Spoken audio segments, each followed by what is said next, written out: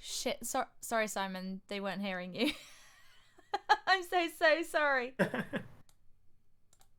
Uh, yeah, it's about day or 3 or 4, so I've got another 10 days of this stuff. I said at some point you're going to see me like some sort of crazy cat guy in our kitchen window gnawing on the mint. Anyway, so the one thing that is keeping me sane, and hopefully keeping a lot of you guys sane as well, is the army of content creators that are out there at the moment. There's a huge amount of people on Twitch and a huge number of extra bits of content that are being released at the moment to keep people sane. Big shout out to the Silhouette Zero podcast team. That's Chris and Matt Ing, who have taken some of their Patreon-only content and set it for everybody to listen to. And I think they're dipping their toe in D&D, whereas they've only been doing Star Wars so far. And the same goes for a lot of others as well. A lot of other podcasts are whacking out that extra content. And I'm hoping to do the same. So I put a invite out to some of our viewers. They're on our Discord chat, and asked them if they'd like to be in a one-shot. So we're going to be doing some one-shots for the Deputation, which is the mercenary police force that you can find throughout Illyria. And it'll be Friday night firefight, beer and pretzels. I'll throw some interesting encounters and some socially awkward social encounters in there as well. And we'll have a little bit of fun regarding that. And that'll start as of this weekend. So after this stream, I'm going to be getting on to Discord and finding out who is available and when. Look out for that, and whenever we are available, we'll tweet out in advance when the next one-shot is going to be. But then after that, we'll be popping up here, there, and everywhere. I'll also be doing some more streaming of Raft, and who knows, Corinne and or Felicia might do some Sims if we ask them nicely. And Kate, as always, will be on to Twitch regularly. You're on earlier, weren't you? And yep, getting the nod there. And sorry, asking you things whilst you're eating looks to be Kate feeling safe behind the scenes there.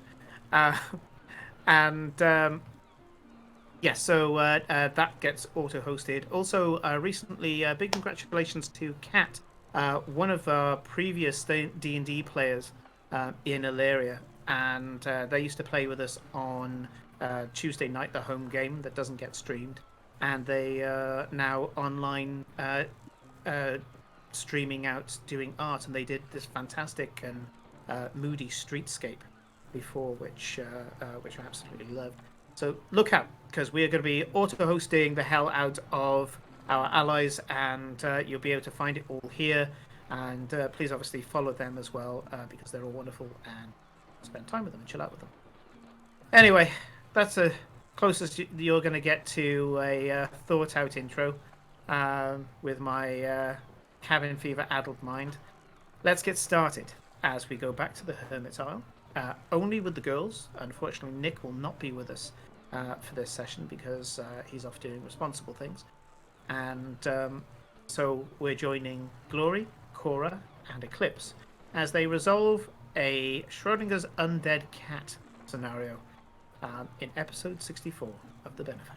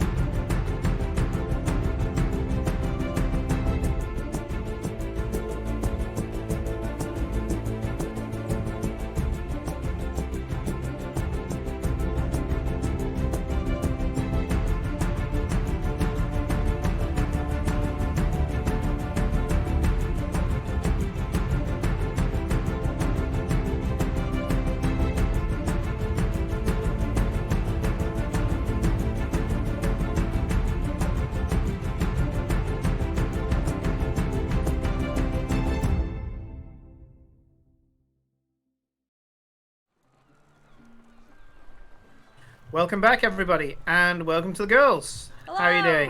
Hello. We're good. Hello. You might notice me looking a lot clearer today, and that is not because I've got a new camera. It's because I finally upgraded my computer. Yay! Yes. It's After great having several years of telling her a laptop is not enough.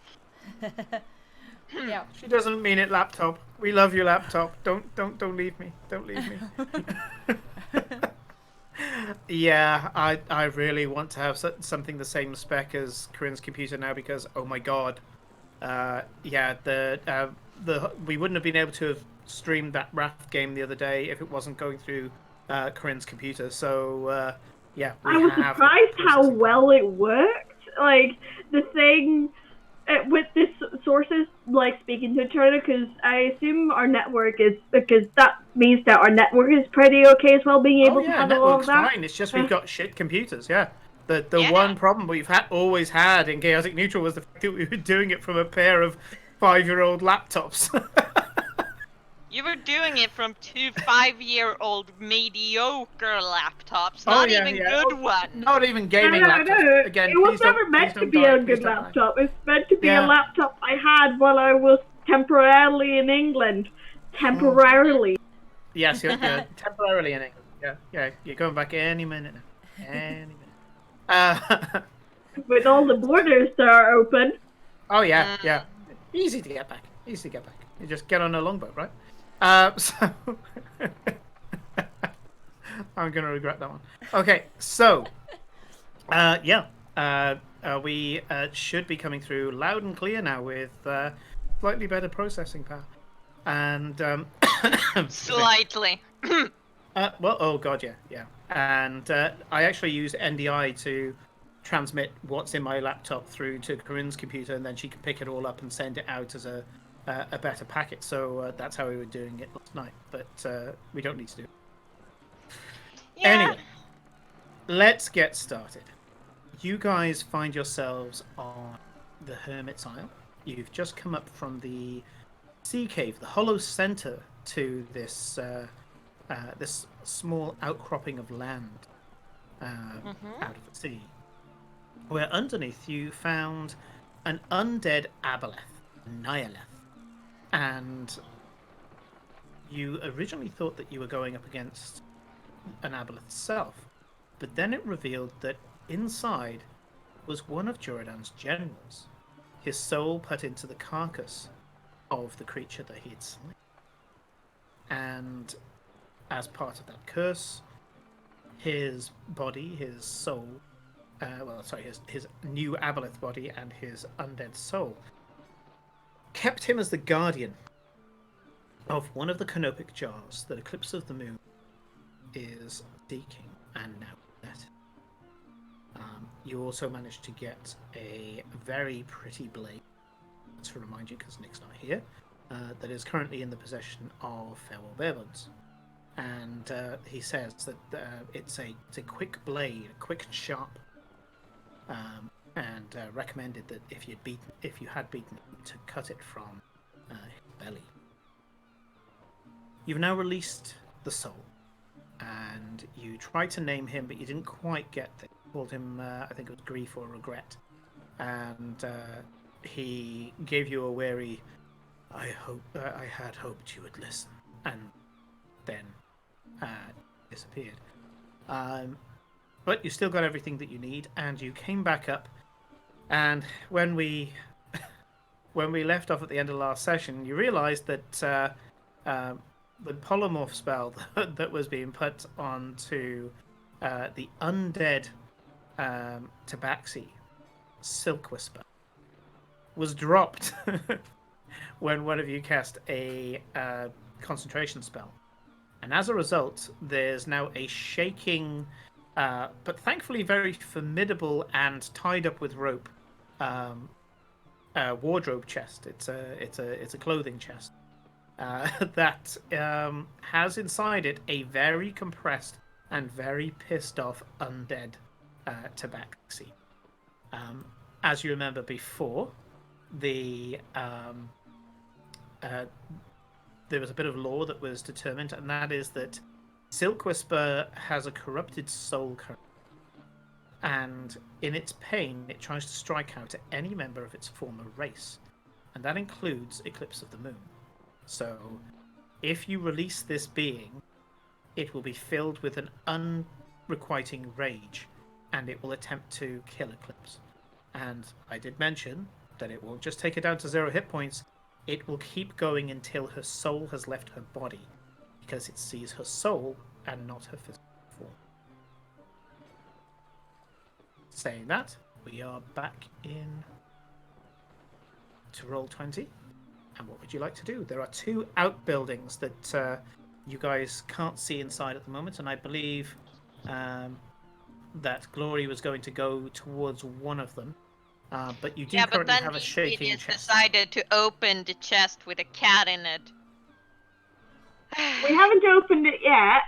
No, Yeah. it's still tied up with 50 foot of rope that's lashed round I'm many just times. saying, we can just put it in, take it with us, then drop it in a volcano or something. I'm sure that they can teleport us somewhere. And we won't have to bother with her. I mean, it seems awfully cruel to leave her there any more than longer than needed. Oh, please. She's been like that for how long? Yeah, but surely. Yes, Farewell, but can't you do something? This is your thing. Just. Farewell turns and says, "Well, I can. I would need a bit of time to get things ready. I mean, what Glory's saying isn't all the way bad. I mean, we could take it with us and take it to the Raven Queen Temple. They'd be able to put the soul at ease there. It could go in." Yeah. Well, I don't think we should just drop it into a volcano or into the ocean. That doesn't really solve anything. They're still undead, and I think also Yeah, didn't I'm that not sure what creature that say would that do. Eclipse would want some blade that she has? You know, if we drop Yeah, the didn't whole she thing say into something about knives? yeah. You know, I mean, yes, you there was lecture me some about stuff on her as looting well people. that we potentially want. Then we stuff the chest into the bag that we have our carpet in. And take it to the temple, and we won't have to deal with it. Dusk can do that. Farewell huffs, puts the carpet bag down on the floor, opens it up, pulls out a gigantic Ottoman carpet, and says, "I guess I can carry it for a short while." And Well, he's there we've with got this a boat. huge fucking roll. Oh, in fact, we got Yeah. 2 Yeah. boats, and I hold up the little box that we picked up. The box is on the sea. That's the box. No, we found No. another one in the cave, remember? Did you notice? Yeah, there's a Oh. second one. Oh yes. And Farewell turns We to have Cora and another goes, "Oh, I forgot, boat. Admiral." Exactly. Just my hat. Okay, well, if we're dealt with that, let's look around the rest of this island, check there's nothing else of interest. Actually, while you're at it, I grab the antique, the various things that looked useful, and I start stuffing them into that bag as well.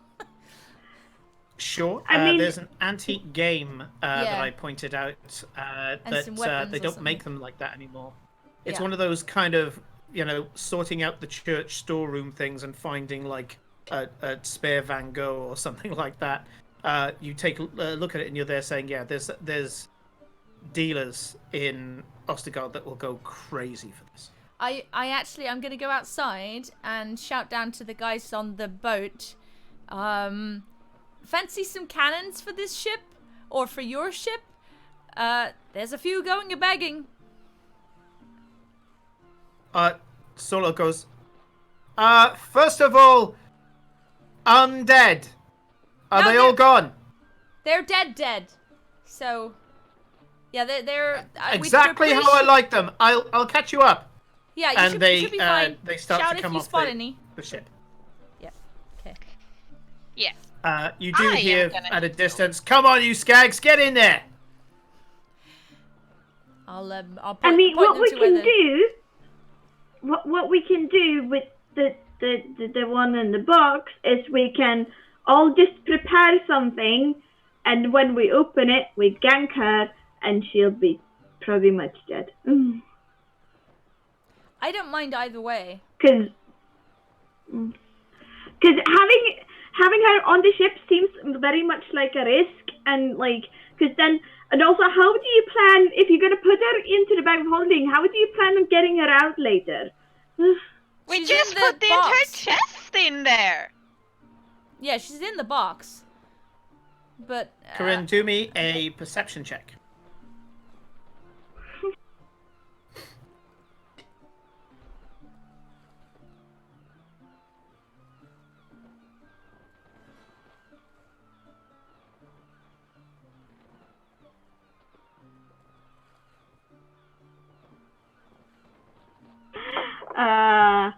I think I don't see shit. 6. Oh wait, luck point. Gonna use luck point. Better. 21. Okay. You can see from here that the way that the chest is shaking, you have a feeling this, because this is part of your wisdom check as well, so I put the two together. You can see the way that the chest is shaking, you think that this duck went back into this undead assassin in such a compressed space that all the bones are kind of pressed together like they're in a charnel house. Yeah? She's not getting out of there. In order to get out of there, she has to be able to flex. She can't flex. She can't move. You've got a zip-filed undead in that box. You don't even have to put it into the bag of holding. You could just put it on the ship, and as long as nobody opens it, they're not going to get attacked by an undead kitty. If you put it into the bag of holding, that goes doubly so. The carpet bag of holding that was given to you specifically for this giant carpet can definitely take that chest, and all you have to do is put it in there, it'll disappear, and then when you want it back, you put your hand in, you think of the chest, and you'll have a handhold on it, and you can pull it back out of the bag again. So both of these, now that you look at it and you assess the situation, you don't see there being a significant risk. But if you still want to do it here, isolated, then that's fine. I'm just saying that you've got more confidence that the other options are available.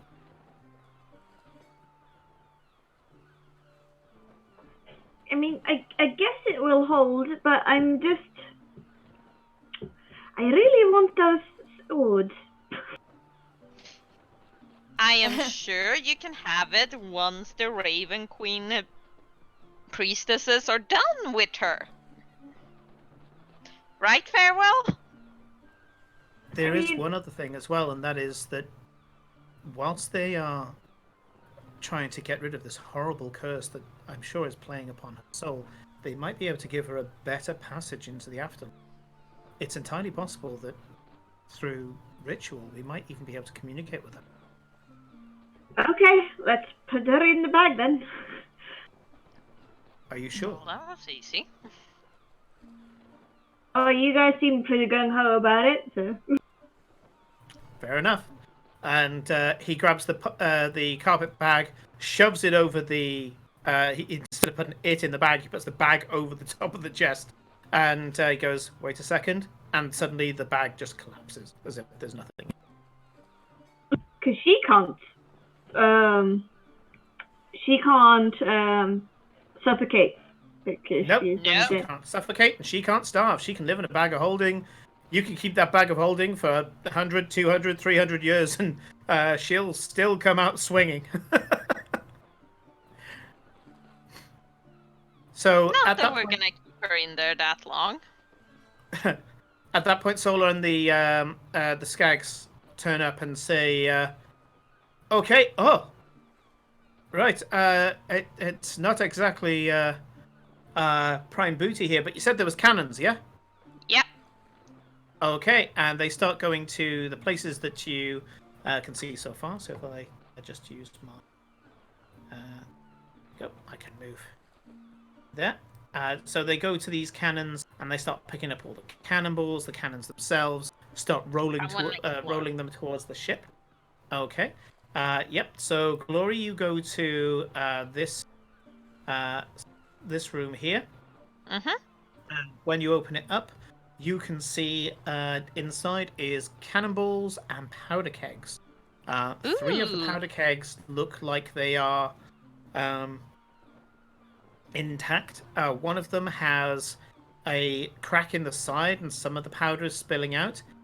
You're kind of suddenly very aware because you've seen what black powder can do, and then you can see that it's kind of congealed on the side. It's really wet. It would need to be carefully dried out to restore it. Mm. We have some stuff in here too. More cannonballs. A bunch of skags, 5 of them, come up to you and go, "Yeah, this is what we're talking about."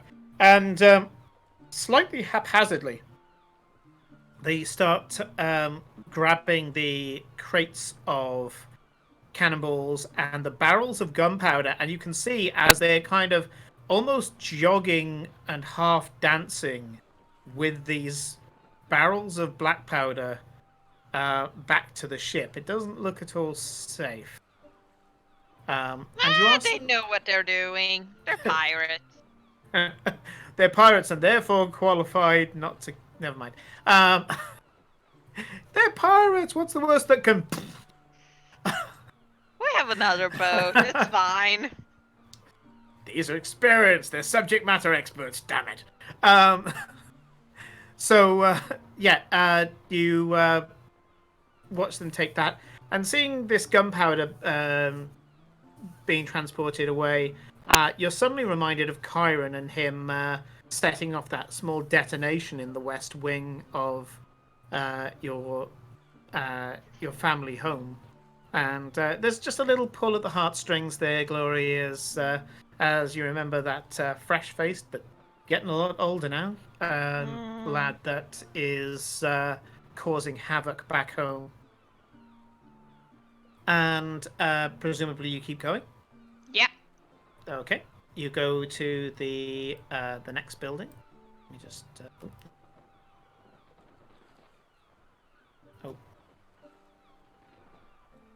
Wasn't there an upper floor with a walkway or something? There is. I'll bring that up in a minute, but unfortunately one thing that Roll20 doesn't have at the moment is layers. So you open up the last one, and this seems to be a second lookout.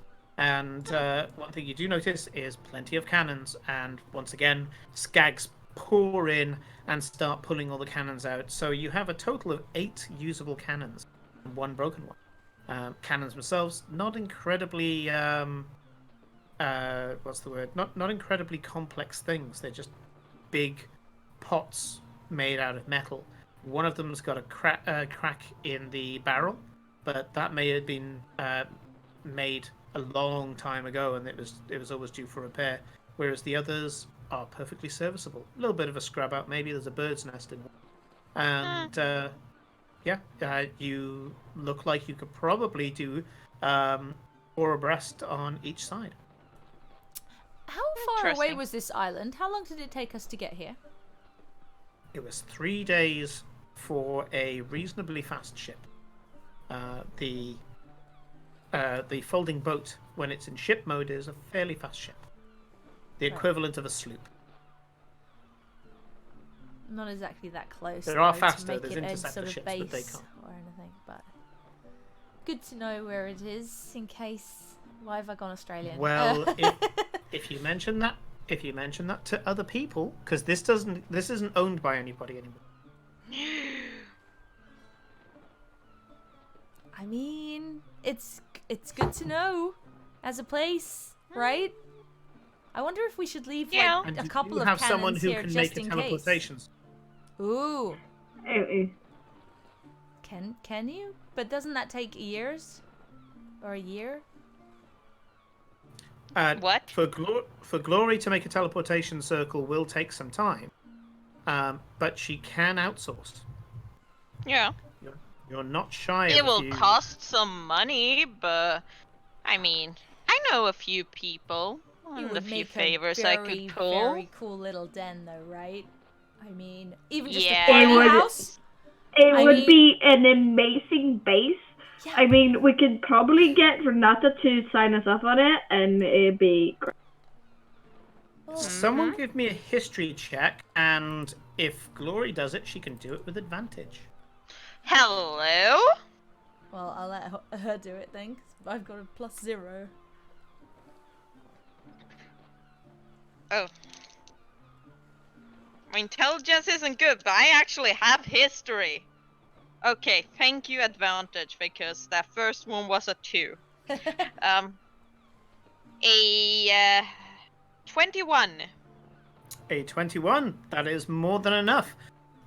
You quickly look at one of the quite old maps that's in the main part of the main tower, and you quickly draw out various distances and things like that. You can't do it to a navigator's lobby. You do get some help by the bosun that you have from the Shacklemen, and you check it out, and it turns out that this island is outside of the national waters for Vardencore. They may dispute this, but looking at it as the crow flies, this is in international waters. Basically, whoever's on this island owns it. Oh, this is lovely. Yeah? We make our own laws!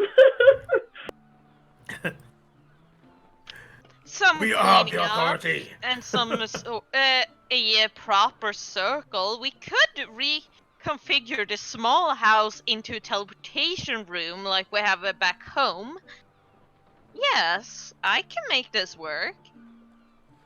Does, are we in range, to, Ostergold? On... Range for what, sorry? In range to call Ostergold on the, badges? No. Probably not with 3 days You're away. well out of the range of the badges. It would require a sending spell. Farewell. I suppose if we take a rest here, I could probably do it.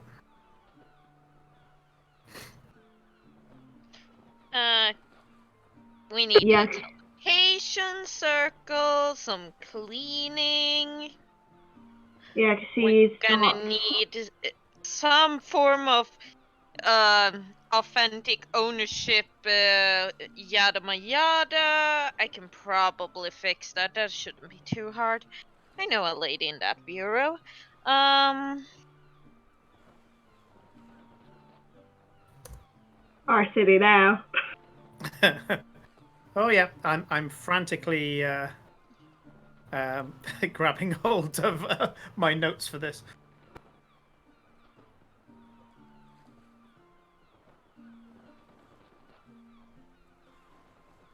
Okay. You asked about the roof, Cora. If I just remembered there being some sort Yep. of... If I remove you, if you move you to the other map, this is Ooh. what the roof looks like. fancy. Ooh. We get a rib. Okay. I cannot control. Yep. So all three towers are actually connected.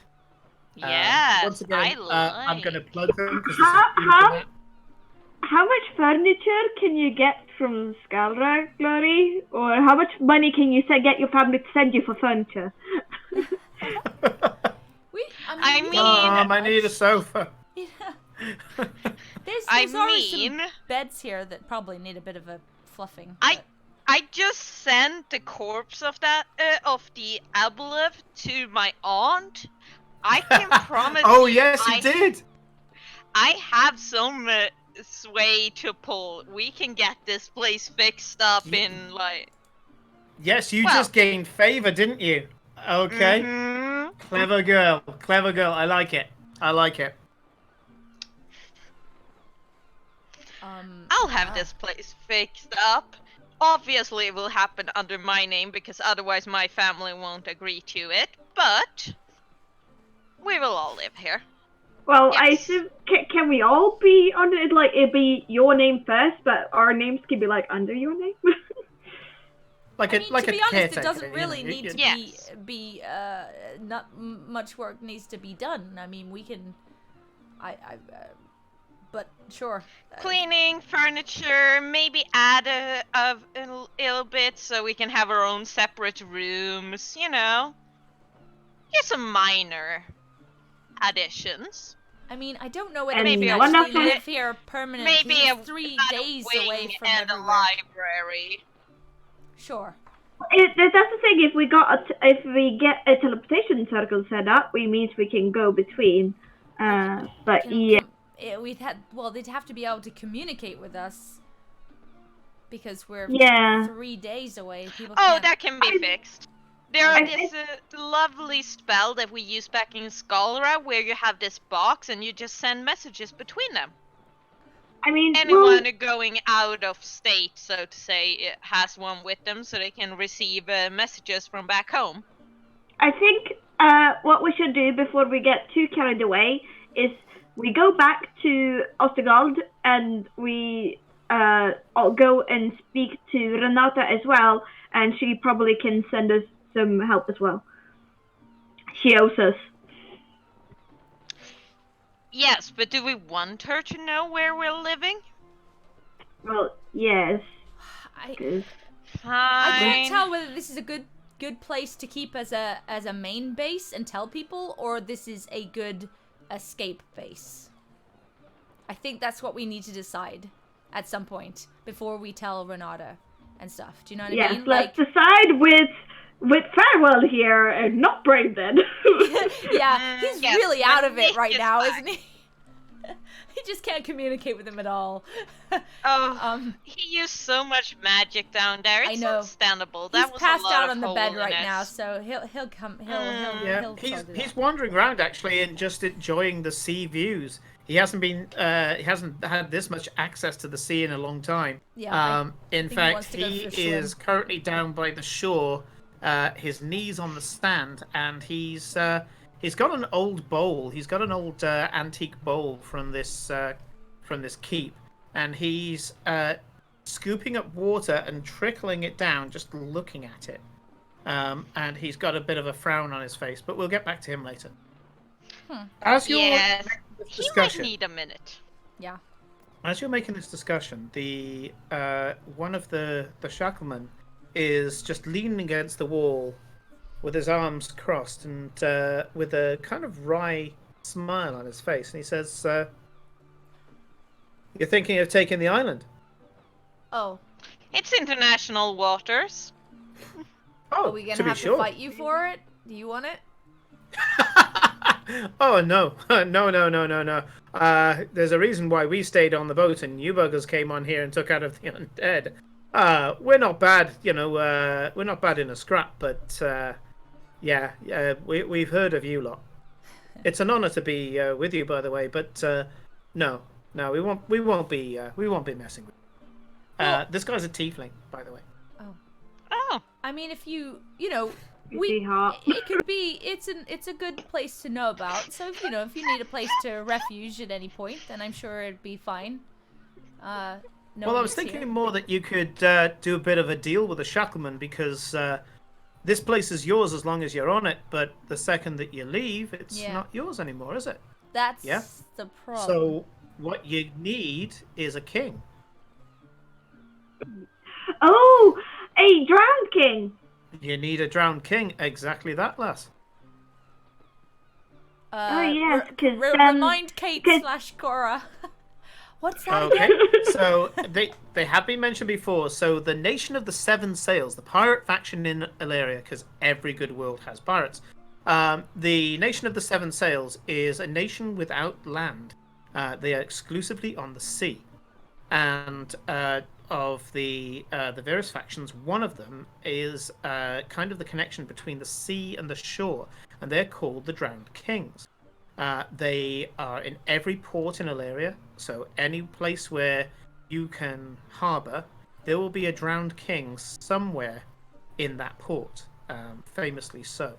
To the point where if you want to deal with the Seven Sails, you find the king in your city, if you're a coastal city. And usually they have a connection to the lord of that city or whatever, unless, of course, the Nation of the Seven Sails are outlawed.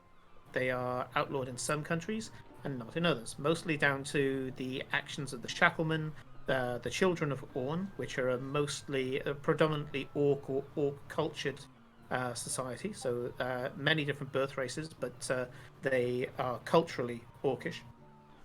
And the Silverfins, which are like sea Amazon. and they tend to be the more active members. Oh, and the Forsaken as well. The Forsaken are quite possibly the most violent of the pirate nations.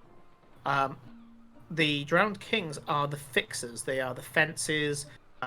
Any kind of stolen goods from the Nation of the Seven Sails will normally go through the Drowned King. They're normally a well-respected business person within the coastal city, but there are exceptions as well where they kind of fly a little under the radar. And it's known that if you have a Drowned King in your port, you will have well, not the protection, but you will have contact with the Nation of the Seven Sails. If you have a Drowned King on your island, then what will happen is that they will bash out a deal with you by which they will either keep stolen goods here, or it could be a place where the Nation of the Seven Sails can make safe harbor, or they may have it so that one of the buildings, for example, here is a bunkhouse that they can hide out in or cool off in. As far as you know, the Nation of the Seven Sails are welcome in Ostergal. They're not welcome in all of South Vardencore because South Vardencore, the old empire itself, does still practice indentured servitude, which is a form of slavery, and the Shacklemen are dead against that. There is no slavery in Ostergald. In fact, Duke Edmund has a very nasty punishment for anyone who enslaves another within the city walls of Ostergald. And as a result, the Shacklemen have got a separate truce with him and his city, as opposed to the rest of the empire, which is why he has such good sea trade routes. All the local pirates are on his payroll. So little bit of naval law there. Okay, so I'm sure we can find someone. Do they have to have any special qualities? Can we basically just find a housekeeper who can become the king, drowned king? And I think we would get a drowned king that is currently looking to be deployed somewhere. Oh, is that right in saying? Okay. That would be it, lass. And not all the kings are the savvy types that you'd see in the ports. Not all of them are kind of cozying up to the lords and all the rest of it. Some of them are actually good at remote locations, because some of them would be in fishing villages and remote islands, just like this one. So there's no problem at all. We should be able to find the right king for you, and then after that, there'd probably be a bunch of skags on the island, stopping any ne'er-do-wells coming in to take your shite, if you pardon the language. Have we? Yes. We should leave a couple of the cannons here rather than taking them all away. Then we should at least leave like. If you want to keep the place going, yeah. Okay. Yeah. Yes, and with the king as well, because if the king is staying here and is technically under our employ, they are keeping the island claimed for us. Is that correct in saying? Oh, aye, it'll be your flag, and anybody asks, we're going to be part of your organization. The king normally likes to be unseen. So the king and the king's skags, which will normally be kind of lower-ranking members of the kings anyway, and he's revealing a little something about society there, will normally blend in with wherever they are. So there's kings in the Shacklemen, there's kings in the Silverfins, there's kings. Not just there's a king of each city, but you'll normally find that there's normally for every king that you see, there's about 5 or 6 that are just bumming around the city gathering information. There'll be local drunks, there'll be roustabouts, there'll be barrow sellers, just whatever keeps them close to the coast and keeping the gossip coming in. One king alone can't gather all that stuff together. But there's normally one king in charge, and that's what you need. You need to have designated king agent. I'd like all of you to make either intelligence or wisdom saving, not saving throws, intelligence or wisdom checks with proficiency. I just got a natural 20.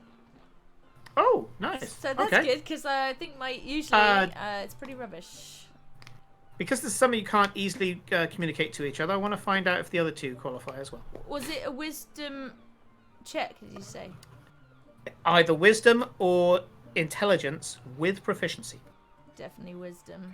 And while you're doing that, Sean saying this map is awesome. I'm going to plug them again. Neutral Party. If you find them on Patreon, Neutral Party make this map and a bunch of other maps that I've been using, and they are all as beautiful and complex as this one. They're really, really lovely. It's at Neutral Party Art, right? It's at Neutral Party on. Let's see. I hope so, because I've got that's on. Let me just check. I've got the thing saying at Neutral Party Art, so I'll relabel I think it if I'm I think wrong. that's it for Twitter. Yeah, and then it's Neutral Party on. Yes, so Neutral Party Art at Neutral Party Art on Twitter, or just Neutral Party on Patreon, and you'll get all these lovely maps. Higher tiers, you get all these reshadings and night and day and all the rest of it, and they normally put them out in zip files as well. So go for it. And I know you DM a lot, Sean. So go for it. The only thing I'm missing now is an A2 printer, so I can print it and put it all on the desktop. That would be. I think I have an A3. Anyway, no, maybe I don't anymore. Yes. Anyways. I used another luck point because I first rolled a 6, but then I rolled an 18, which is plus 9. Yeah. No, it's 4 plus. No, 4 plus 5. You got it either way. Yeah. And Felicia. 16. Okay. Yep. You scrape in, but you do get it. You're talking to a tiefling. You don't remember a tiefling getting on the ship.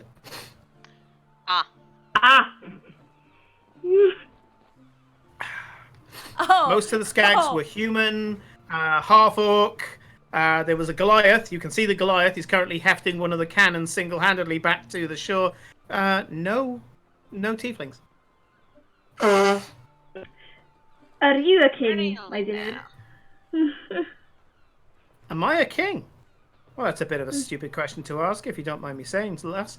If I was a king, I wouldn't be able to reveal it to you by the very definition. And if I wasn't a king, well, it's a wasted question, isn't it? But yes, I'm a king. Dick. I do like you. Wait, where did you just come from? Let's take this face off, shall we? And he touches his brow, and as he touches his brow, his flesh and the horns retract into the head. The face starts to ripple, and the ripple goes all the way down his body. You can see it goes along the length of his arms, and you see a creature with silver blue skin, beautiful silver eyes, and a shock of white hair. That's kind of that's unkempt, and you've never met one before. None of you have met one before. Yes, you really have. We have? When did you meet one? The ball. Oh, yes, there was. Yes, you met Delta, didn't you? Sorry, I stand corrected. Yes, we all met one. A female changeling. That's right. In front of you is a male changeling, and you can see that he's actually gained in physique since compared to the tiefling he was pretending to be. And you can see this because you're quite close. You weren't this close to Delta, but you can see up close that his body has this kind of sinuous grain to it. He's solid muscle, has control over every muscle in his body, and the skin animates very slightly. It kind of crawls. It's a little disconcerting, but man, is this guy hot. Oh no. Did you come on the ship? What did you look like before? There's a ripple and you suddenly recognize a half-orc. Huh. Fair enough. I And the don't ripple goes suppose you had a deal already thought of when you approached us? It's kind of why my captain, no longer my captain, sent us to you, other than the fact that she could see that you were in trouble and probably would have killed yourself if you tried to pilot this ship alone. Yeah. What do you mean? Cora is very, very good at shipfaring. I'm sure she's a very good leader. I'm very fond of her. Very good. Yeah, you can see that the cat is being overly compensatory. And he goes, I'm sure she's a great leader, but no offense, but bugger all about keeping a ship. Captain. Yeah, fair. I've never been on the I sea said you're a before. good leader. That's all a captain has to be. The captain themselves just has to make the decisions. It's us who runs the ship. Maybe you can Indeed. teach me sometime. He throws his hand out to Cora because you declared her captain, and as far as he's concerned, she's your leader. Yeah. And shakes her hand and says, Carlos. Cora. Although I think you knew that. I remember. Yes, I've been working for you for 3 days. Yeah, well, the whole... I mean, I can do that, but it's confusing with the thing. Yes, Cool, though. You can for you it takes less clenching. So, I think that's the word, right? Clenching? Holding muscles in the right place? Yeah. Cora, it's just illusionary though. Is it actually physically changing for you as well? No, unfortunately it isn't. I've come up against that before, and yes, unfortunately, when it comes to touch, it's very disappointing. Oh. So, I guess... you've got a nice place here. well- Now that it's not infested. So, what happened here? Well, I can it tell was him. a tomb for a old tabaxi, and then they built a temple to Glory. Peller over it, and then Glory. it got overrun by dead Glory. things. Glory, can I tell him? Okay, yes. You may speak about Jordan. And I will tell him Yes. the entire thing in excruciating detail. You watch as he very stoically, as in, he's keeping eye contact, he's nodding in all the right places. But Gloria, I'm just going to give this to you because you've been around duplicitous people before. When he's animated and talking to you, his flesh moves in weird ways. His facial expressions aren't just like, if I raise my eyebrows now, that's a facial expression a human could do. He can do all sorts of weird and wonderful bits and pieces to his head. When he's listening to this story, his face is like alabaster. It's completely unmoving until he needs to move it, which you can tell he's entertaining her. He's like, oh, really? Yeah, okay, cool. Yeah. Yeah. But like a pro, like an absolute pro. As far as Eclipse is concerned, this guy is into what she has to say. Yep. He is so damn into what she has to say. So Carlos says, well, quite a history, and looks like you'll be taking that history with you. And you say that you got rid of the creature that was infesting this. And it's at that point that Farewell comes back and says, and is holding a bowl of water. Gone, but not forgotten. It's gonna take a while for the water here to be... this water's tainted, it's cursed, and it's going to take, I think, based on what I've seen, it's probably going to take about 2 moons to get back to normal.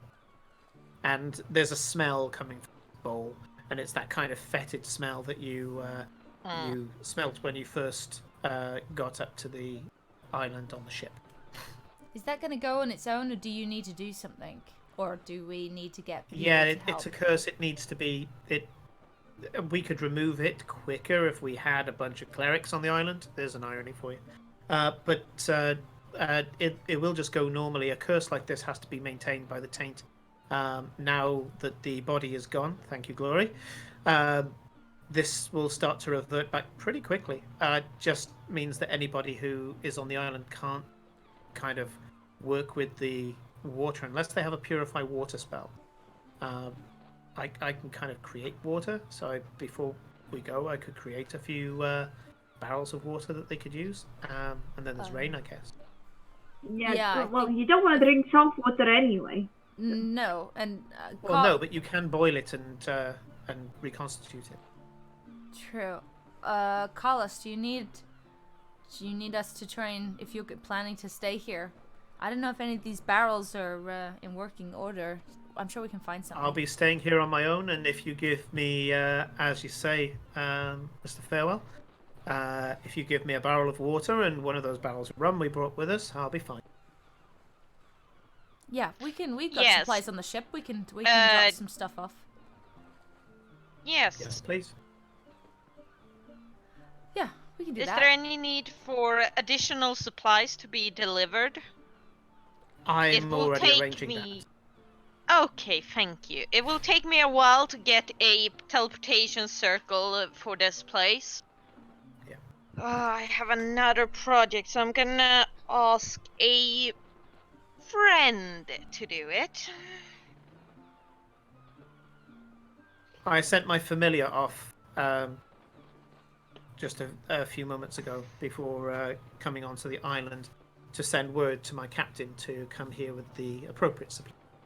I'll forewarn her before she gets here to not drink while she's here. Very well. I'm sure we can send some supplies ourselves. If we're planning to make this a base, we're gonna want some more supplies anyway. So I'm sure we'll figure that out. If you want, I can ask for more supplies to be set in place. They'll mostly be dried rations and things like that for now, but it'd be worth just having it here just in. Probably good to have. And then you can have some more of the opulent stuff.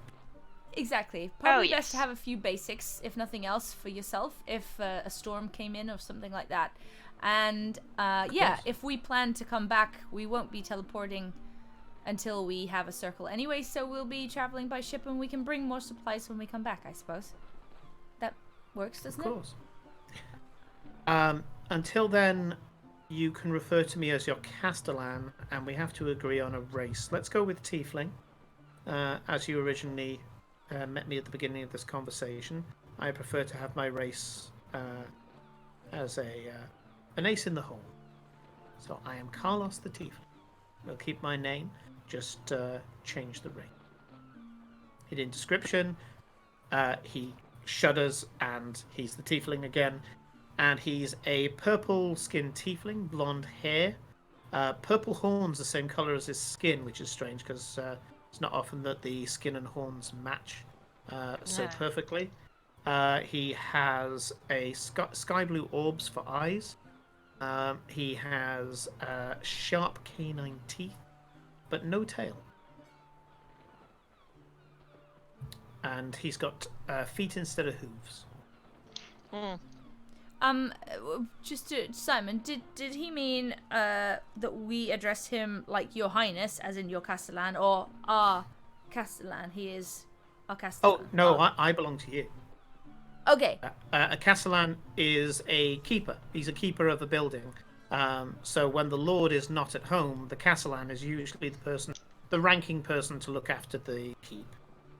Great. He's your Noggy here. I got our.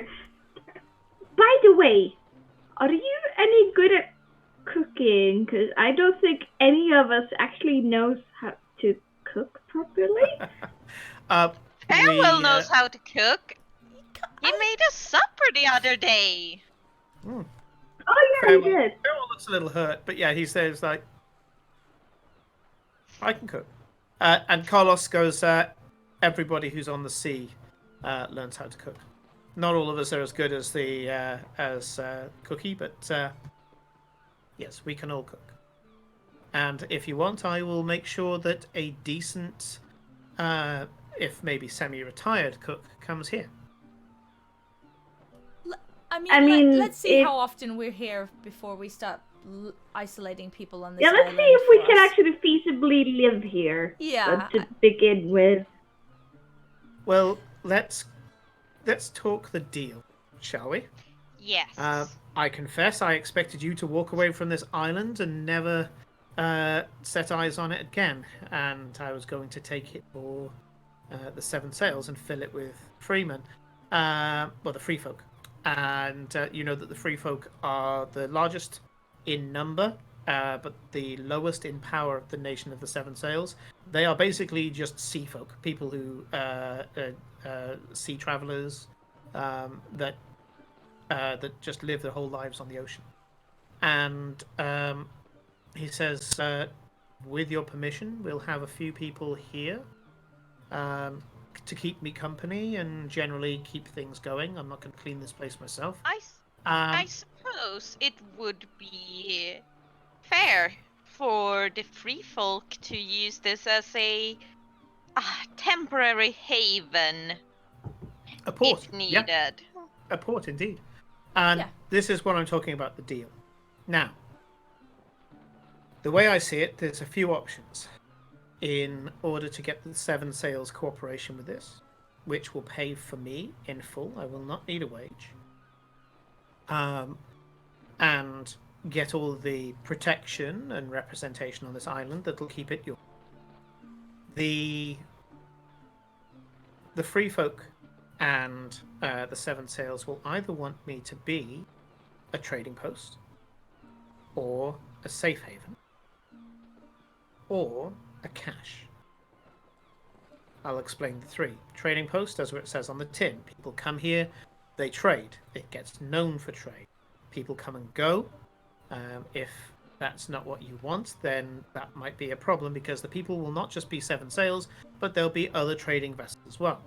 I will keep stock, and generally this will be a place where transactions go ahead in independent waters, as you say, international waters, and no question. A lot of traders.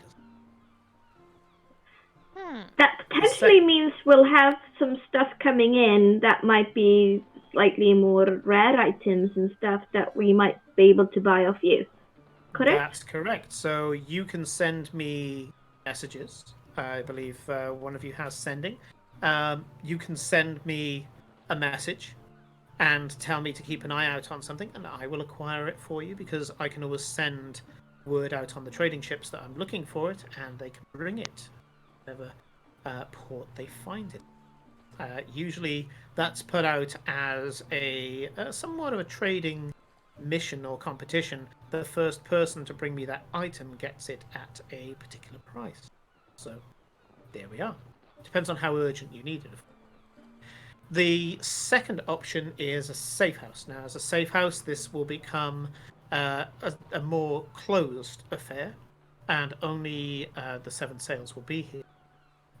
You will find that it will be more heavily protected as a result, because we don't have to let any Tom, Dick, or Harry walk over the island, and anybody who comes here will be challenged. And the reason for that is that we will have refugees. That will be recently liberated people by the Shacklemen. It will be people who have maybe recently been identified as criminal. Either the Children of Orn, or the Forsaken, or the Silverfins need to just find a place to hide at. Probably not the Silverfins; they tend to hide under the ocean. But the others may need to be off the ships for a while, as those ships need to go from port to port without that person having to just remain below decks. The final one is a cache. A cache means that the items that come here will not be available to you. And again, it will be heavily guarded. And there will be some riches that are kept here. The only problem is that wherever there's booty, there's always some idiot trying to get it. Now, in the case of a safe house, it's easy to move someone from A to B. and that person and the people who are pursuing that person won't come to some dead-end island in the middle of nowhere. But booty is always a problem. Now, the upshot to that is that caches do come with rewards, and that is whenever a cache is brought, it is traditional to drop a gift to seal the deal. And that is part of a pact between whoever drops the cache here and you. And then if you betray them, sell their goods, they are able to curse you, because it's the component of the spell is to give a gift. But they can only curse you if you wrong them. It's up to you. It can be a trading port, a safe haven, or a cache. I mean, I don't think cache. That's my opinion straight off. Yes, I do believe that one's off the table. I do not mind a safe haven nor a trading post.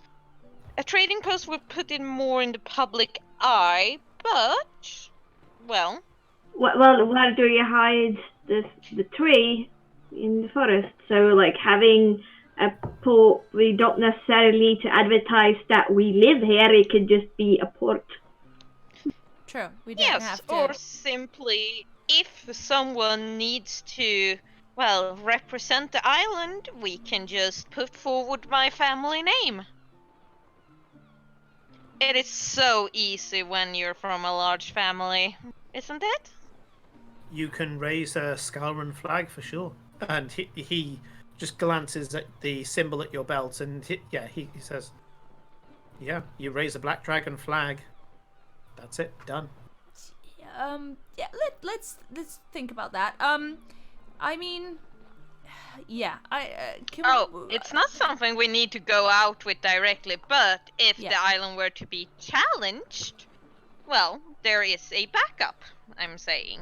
Sure. Yes, indeed. I mean, I think we probably could take a few days and think about it, and then send a message to confirm what we reckon. I think we probably all agree that one of the other two would work. It's just, I suppose it's whether we want. Is there, if it's a trading post, do we, as owners of the trading post, get a percentage or some sort of commission for each trade that goes through? Or what benefit? You do indeed. Okay.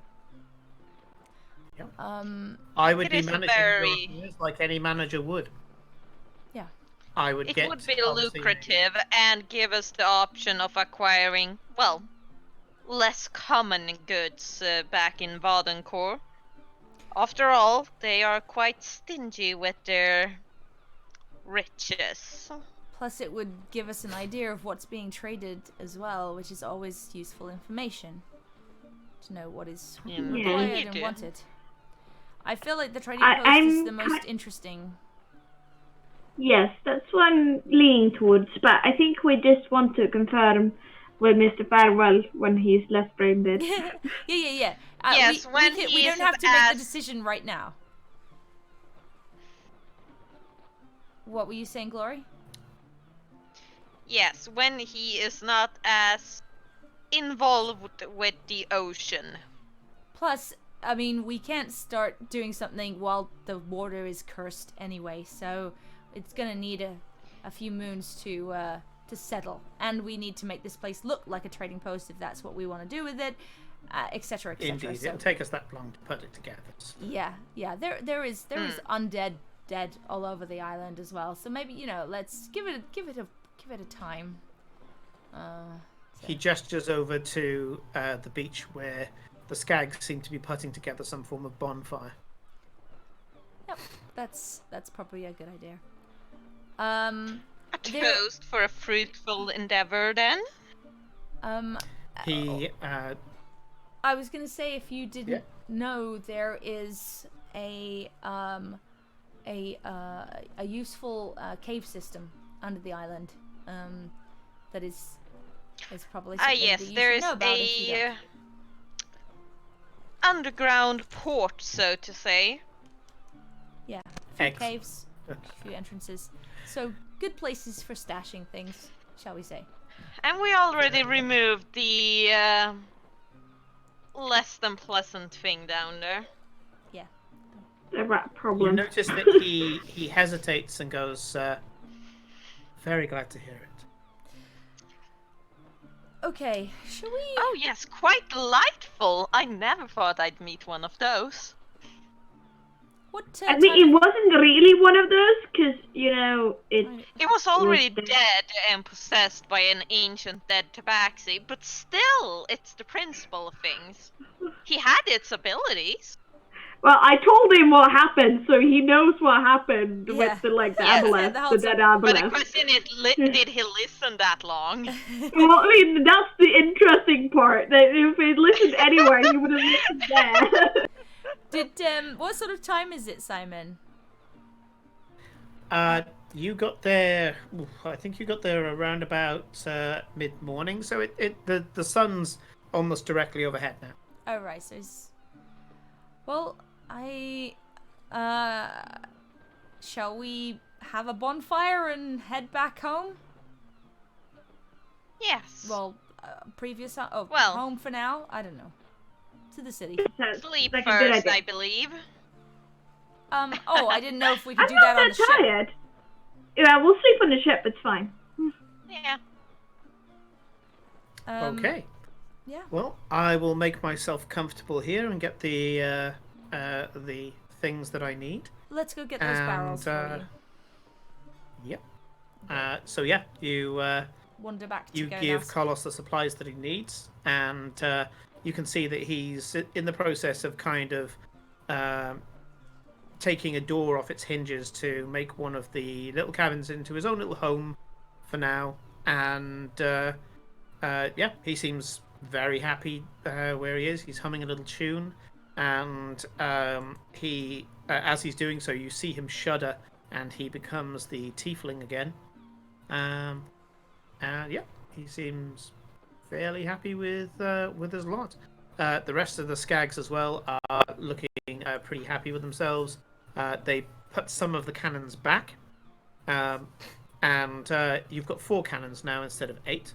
But that seems to be absolutely fine for a ship of your size, and which is actually bigger than the ship on Roll20, by the way. That's the only one I could get.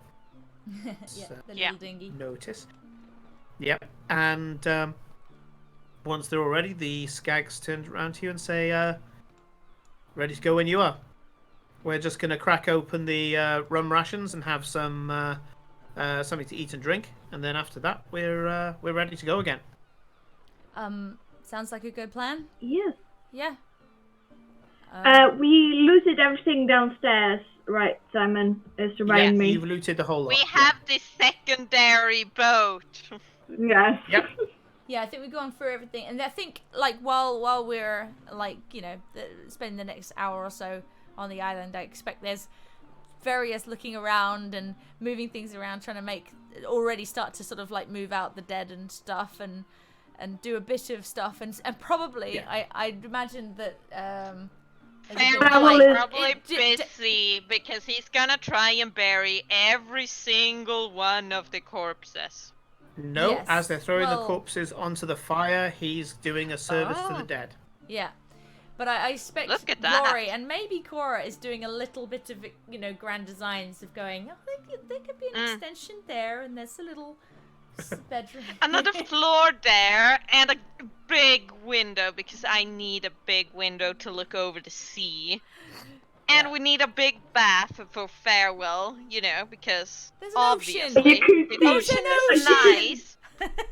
No, we get him a jacuzzi with like those. You see Yes. those like contraptions with those bubbles into like your bath? That is The what we magic want. circle. For Yes.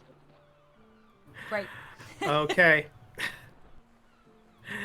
Yeah, you start putting all these grand designs together, and there are some looks from the skags where they're just like, "What? It's a low-lying fort on top of a rock. What more do you want?"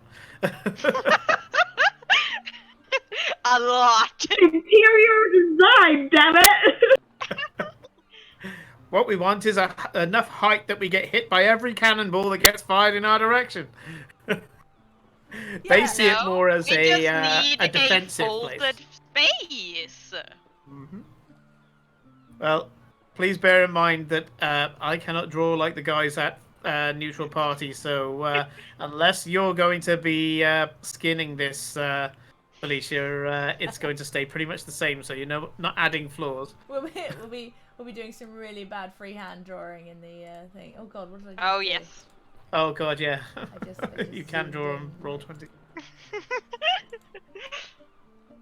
Okay. So you're ready. Your ship is ready, and you can leave whenever you would like. Okay, let's head out. Oops. Weigh anchor! And, I've frozen. Can you guys still see me? We can hear you, but you are frozen for some reason. We can see you being frozen. Yeah, you look Very kind of very strange. flattering. it's a little painful look almost. It's because you started to see us do drawing pull all the over the map. stupidest faces when I'm I gonna talk. go back to the map thing and see all of our stupid drawings all over. But yeah, grand designs. Oh Third God, floor, yes, I balcony. can see them from here. Well, Welcome to Grand Designs, Illyria. is it worth going on a break a little early, so that you can maybe jump off Discord and back on and see if that works, or do you want to just? Yeah, I might do that actually. And what I'll do is I'll use a LAN cable as well because I just realised I'm going over Wi-Fi. So That Oh. okay. I forgot to plug it in. Mhm. Yeah. Okay. So let's take our 10-minute break here, and we'll come back later, sailing on the open sea and returning to Ostergold for whatever we've got there. Yeah. Okay. Oh see God, you I've guys. just seen how strange I look. But, See you guys in later. 10.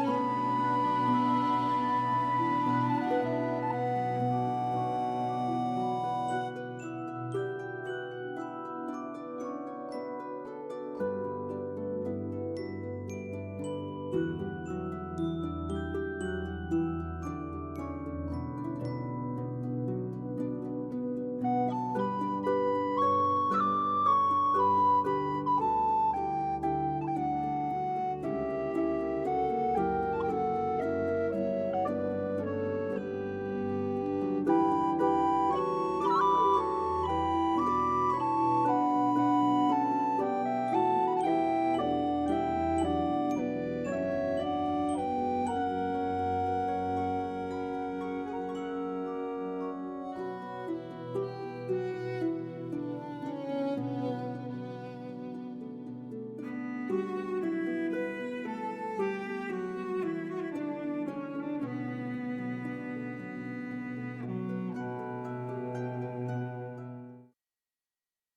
welcome back, everybody. And when we left off, we had Cora, Glory, Eclipse, and Farewell, currently not here today, setting sail from the Hermit's Isle that they've now claimed as their own, leaving a member of the Nation of the Seven Sails, a pirate faction called Khan, a doppelganger, or shapeshifter, or changeling, call them what you will, who has agreed to be their castellan on the island. The island is in international water, and they've decided that this is a good place to set down roots and claim for their own. We now come back into the adventure as Carlos is on the pier to the Hermit's Isle, waving them goodbye as the ship sets off onto the ocean more. Farewell is currently reading one of his books in his cabin, and the rest of you are milling about. So, is there anything you guys would like to talk about or otherwise plan for? Now is the time. If not, we'll go to the end of day 1, and I will trigger a scene from there. I didn't have anything specific to talk about, so Cora is going to hang around the Shacklemen, trying to watch and study what they're doing without looking like she doesn't know what they're doing. She's just gonna be like, oh yeah, you're wrapping the rope round like that. Good. Oh, someone's hoisting a sail. Which one are they pulling the rope? Okay, good. Like, so she's trying to do a bit of learning as they're going back, so she gets a bit more knowledge of the sea if they're going to have a base on the ocean. I like this. So, do me a favor. The first thing I want you to do is roll me a deception check. Yeah. Oh, should I roll my? And if you roll a 1, dice. I've got a lovely oceany dice. Yep. If you roll a 1, your luck does not apply. Okay. Luckily, I didn't. I rolled 2 ones. I rolled a 1, 11. Right. 11. Am I just rolling 11? Am I rolling for something specific? It's deception. Check. Oh, I have plus 10, so 21. Okay, so I am very deceptive. You're there, and you're kind of looking around and nodding and watching, and you notice that the skags are really kind of snapping to as you're pointing things out. So you're talking the talk, but you're trying to absorb what they're doing. So do me an intelligence check. Oh, this is where it all goes wrong. Not proficient.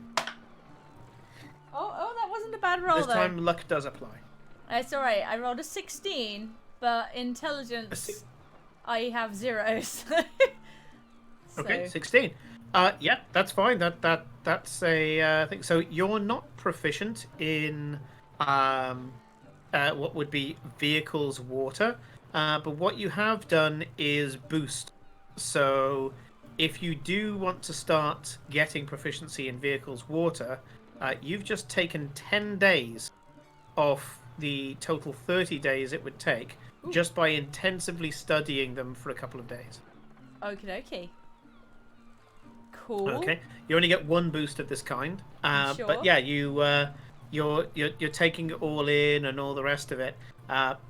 By the way, this was one of the few times that you wanted to fail on the deception check, because if the skags had figured out that you didn't know what you were talking about, they would have started turning around and saying, excuse me, Captain, am I doing this right? And then you would start explaining to you what they're doing, and you'd be there like, yes, that's correctly done. And they would actually have done this kind of really cute, let's teach the captain what to do. But your deception was so good that they're not entirely sure that you're all that inept, so they kept themselves to themselves. So, yeah, it's not always good to pass a roll. No. Okay. So yeah, the first day goes ahead without a hitch, and yeah, you are happily you're happy with the amount of progress you've made in the day.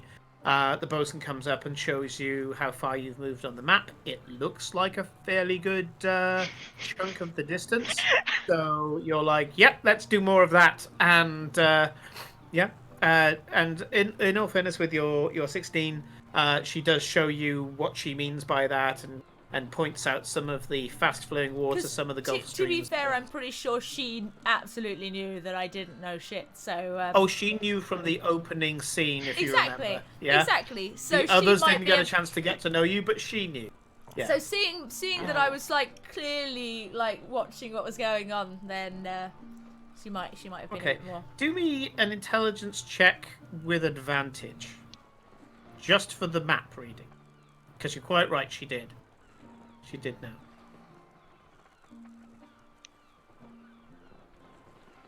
My dice let me down. No! Even with advantage. I rolled a 1 and a 9. Do I get to re-roll this one? Yes, you do. It is Reroll luck. ones as a half. That became a 4 and a 9. Okay. Yeah. The dice have spoken. And what was that anyway? It's It was just so a, complicated. I don't know. It was an intelligence check, so again yes. +0 like Yeah. the last one. So yeah, it's just so complicated. There's streams, and then there's the wind, and then there's storms, and what does she Pulling mean? a rope The depression. is one It's- thing, it's- but like, yeah, the maps is like. yeah, there's an art to this, you know. And I'm afraid you've gained no boosters to learning navigation. That makes sense. If she Cora, you know, can do a lot of stuff, but she's not the smartest, and therefore it's like she didn't get a lot of learning when she was a kid. It's like, do that again a lot. Right, cool. But yeah, it's a satisfying day, and you retire to your captain's quarters. And when you open the door, you are you're shocked to see that lying on your bed is it's a happy shock, but lying on your bed in what seems to be this kind of terracotta-colored dress with her eyes aflame, not the entire eye, but the irises kind of glowing with ember light, is Enola. Hello. Apparently, and she's flicking through a book, by the way, and she goes, apparently our connection's getting stronger. I can cross over this way now. Cool. Only when the veil gets weaker, dawn and dusk, and she points to the sunset coming through the window. Okay, I shut the door and go sit on the bed with her. What you reading? She holds up the book, The Shattered Glass, that you stole from. Is that Renata. the one that gave me the charisma thing, or was that a different one? No, this is a different one. So that was the Tome of Leadership that you read. That one is now deactivated for a month, I think. Or no, it's a year. Deactivated for a year now. Death so yeah, and then Glory can read it. Yes. And things will be terrible. Well, actually, you read it a month ago, so there's 11 months left on that. Yeah, that's true. Yeah, okay. So it's like counting down days, like ticking. yeah. Give me my boost. Give me my boost. You know, as friends do. Yeah. As I say, that was the random dice roller that chose it, so the dice roller was cruel with 2 people in the party needing boosted charisma.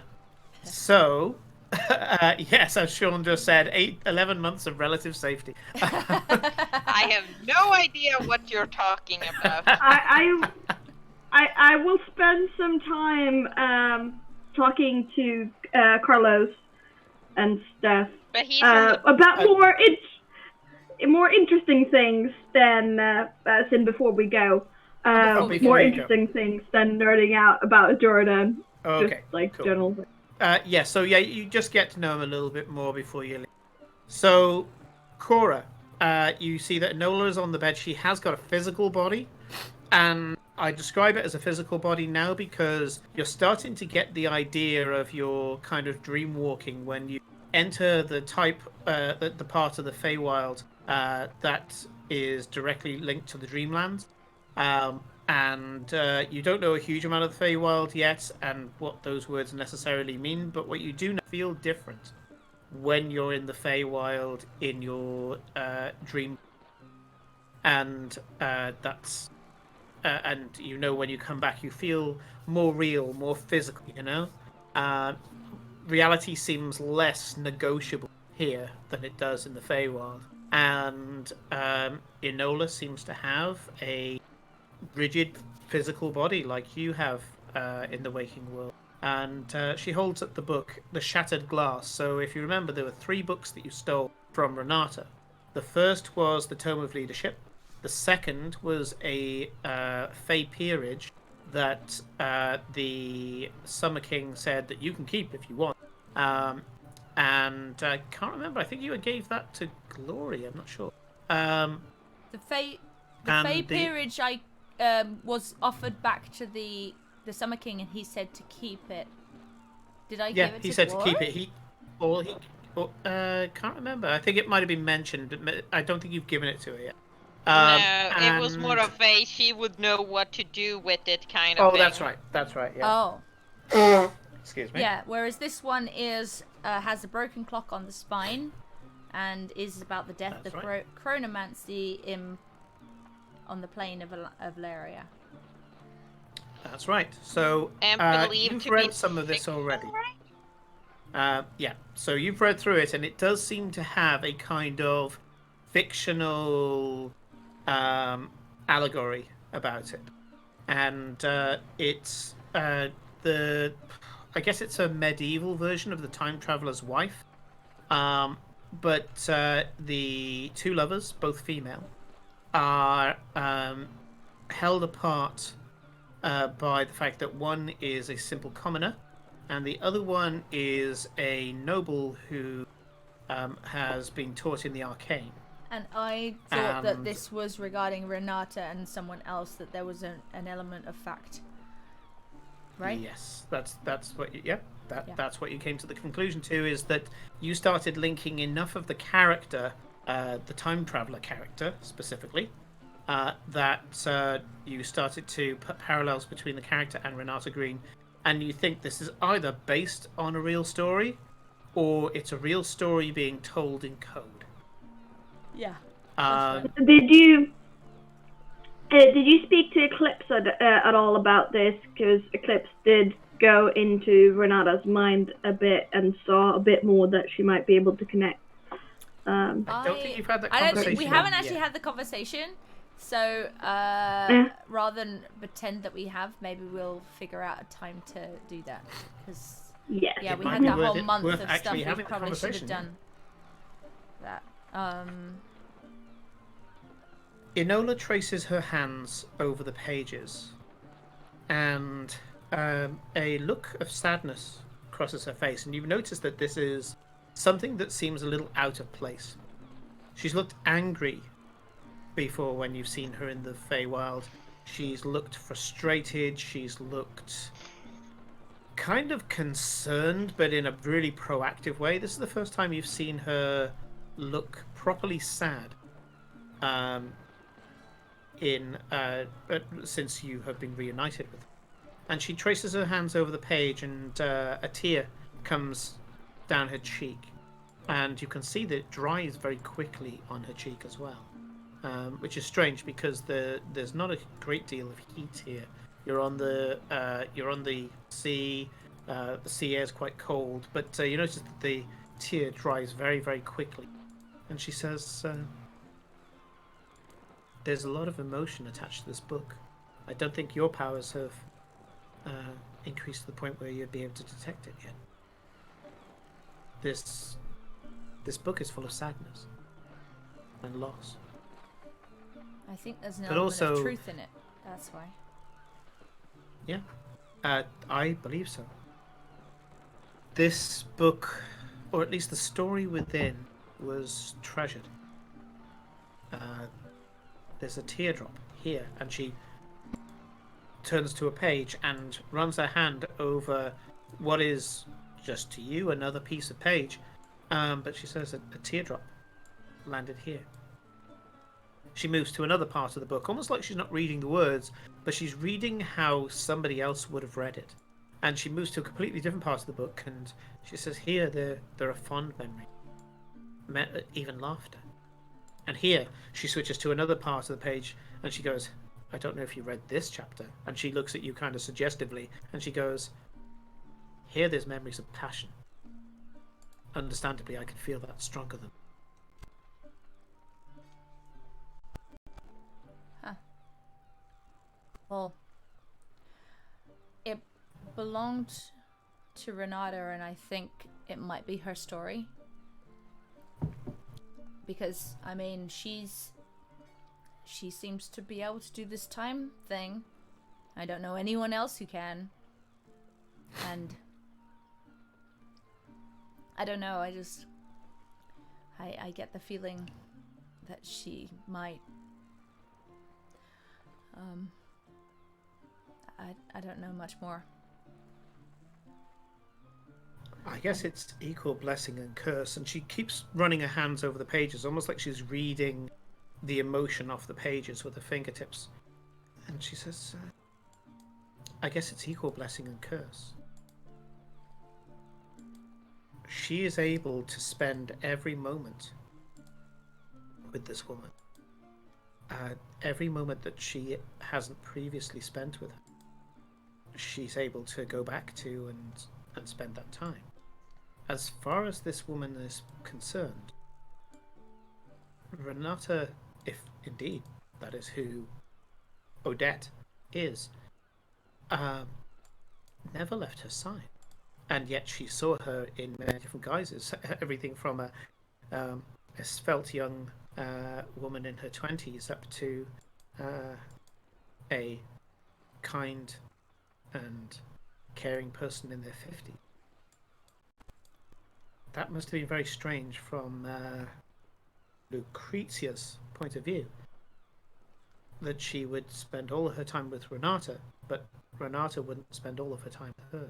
And I guess it was some sort of curse for Renata that she would keep visiting her, but she'd know that time for her, if she is indeed immortal as the book suggests, time was running out for Lucrezia, but not for Odette.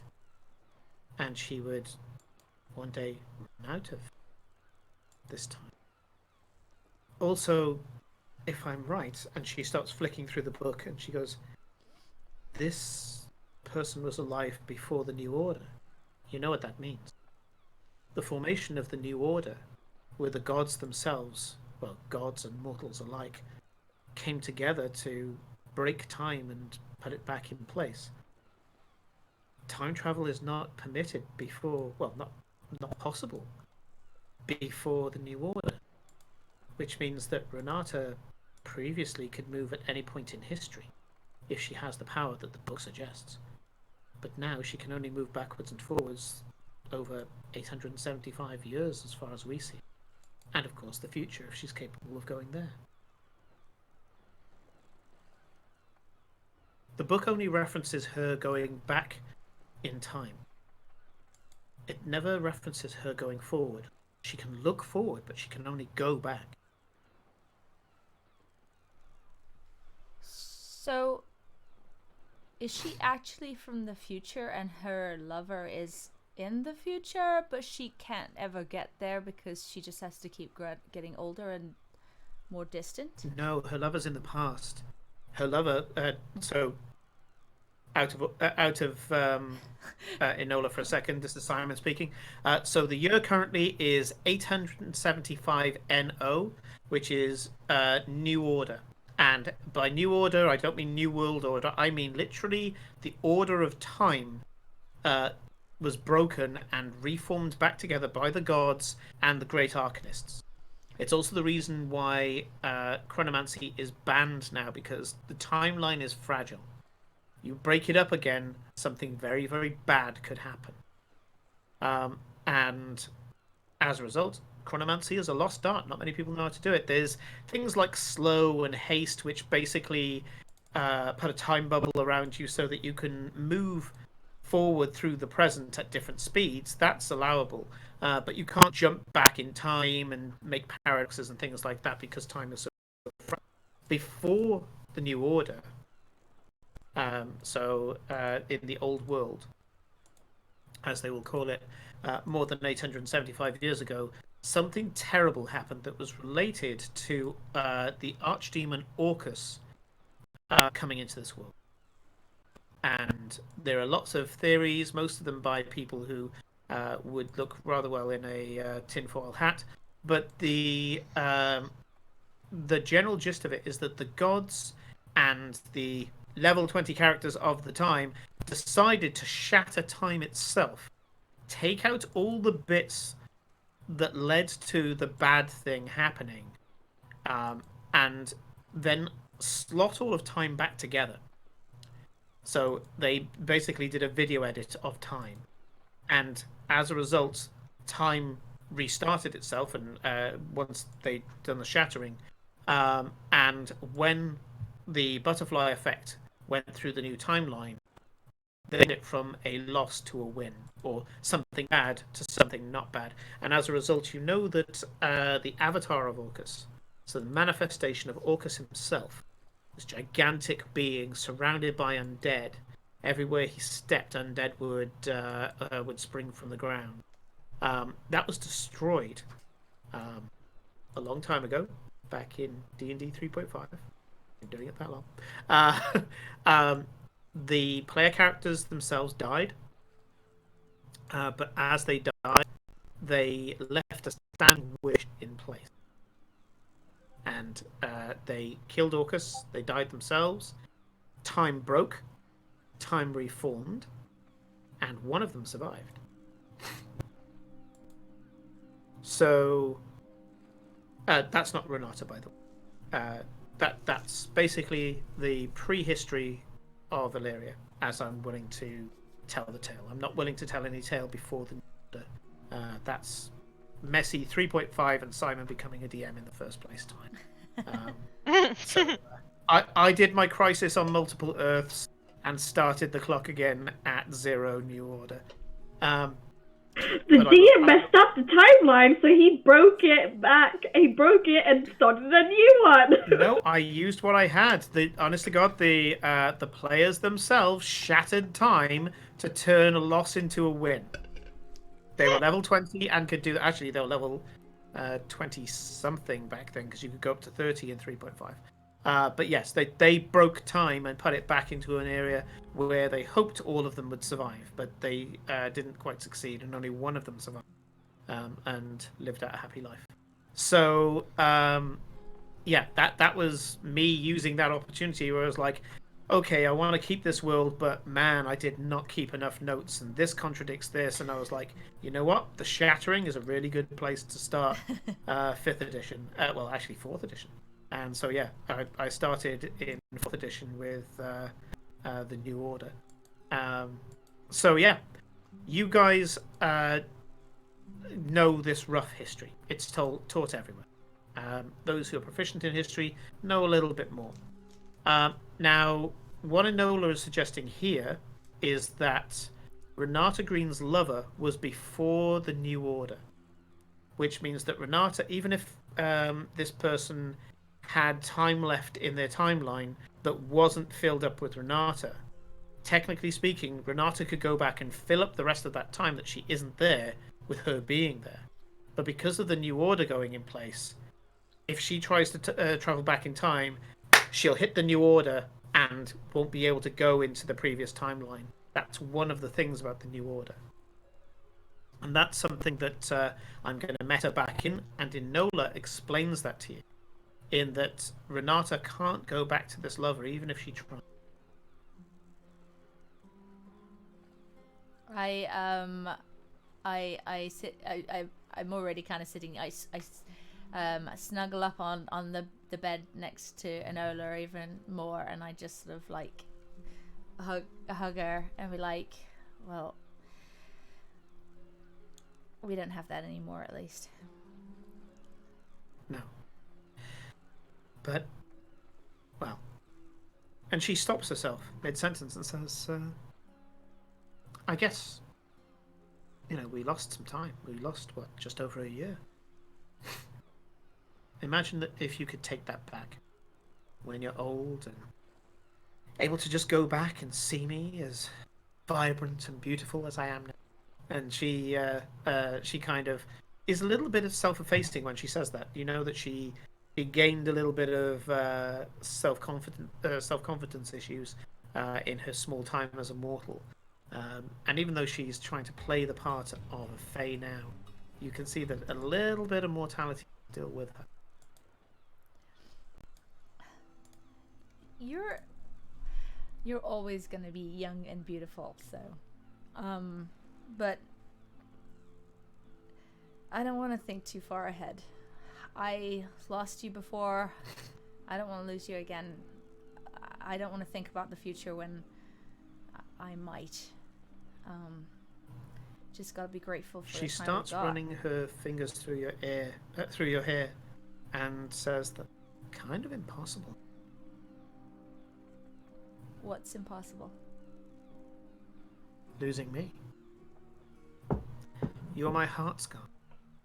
The connection between us is so strong that I was able to accidentally slip through reality into your world.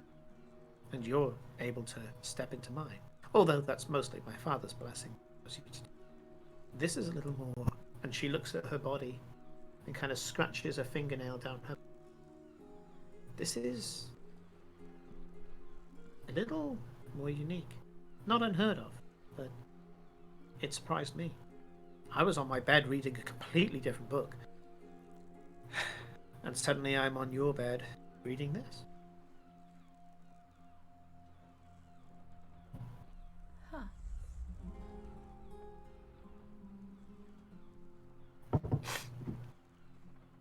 You know, eventually, if you grow in power as a knight, you will be able to call the vassals. The what? The what? The vassals, like the cat. Yes. Oh, we really haven't gone through all the training, have we? I mean, to be honest, no. There's been no training whatsoever. But I mean, just generally living is training, I suppose. But that cat, now that cat, Mittens? Mittens is a cool cat. Sir Mittens, yes. Sorry, Sir Mittens is awesome. So, Sir Mittens, as he is now, as he's been knighted for services rendered. Good. He was a vassal. Lower level Fae, weaker Fae, are capable, especially Fae spirits, are capable of being summoned into this plane and taking on the shape of their wielder.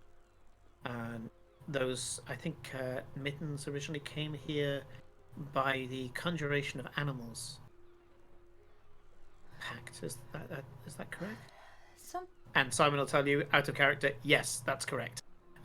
What happened is that someone tried to use the conjure animals spell, which is actually Fae spirits in animal form if you read the spell.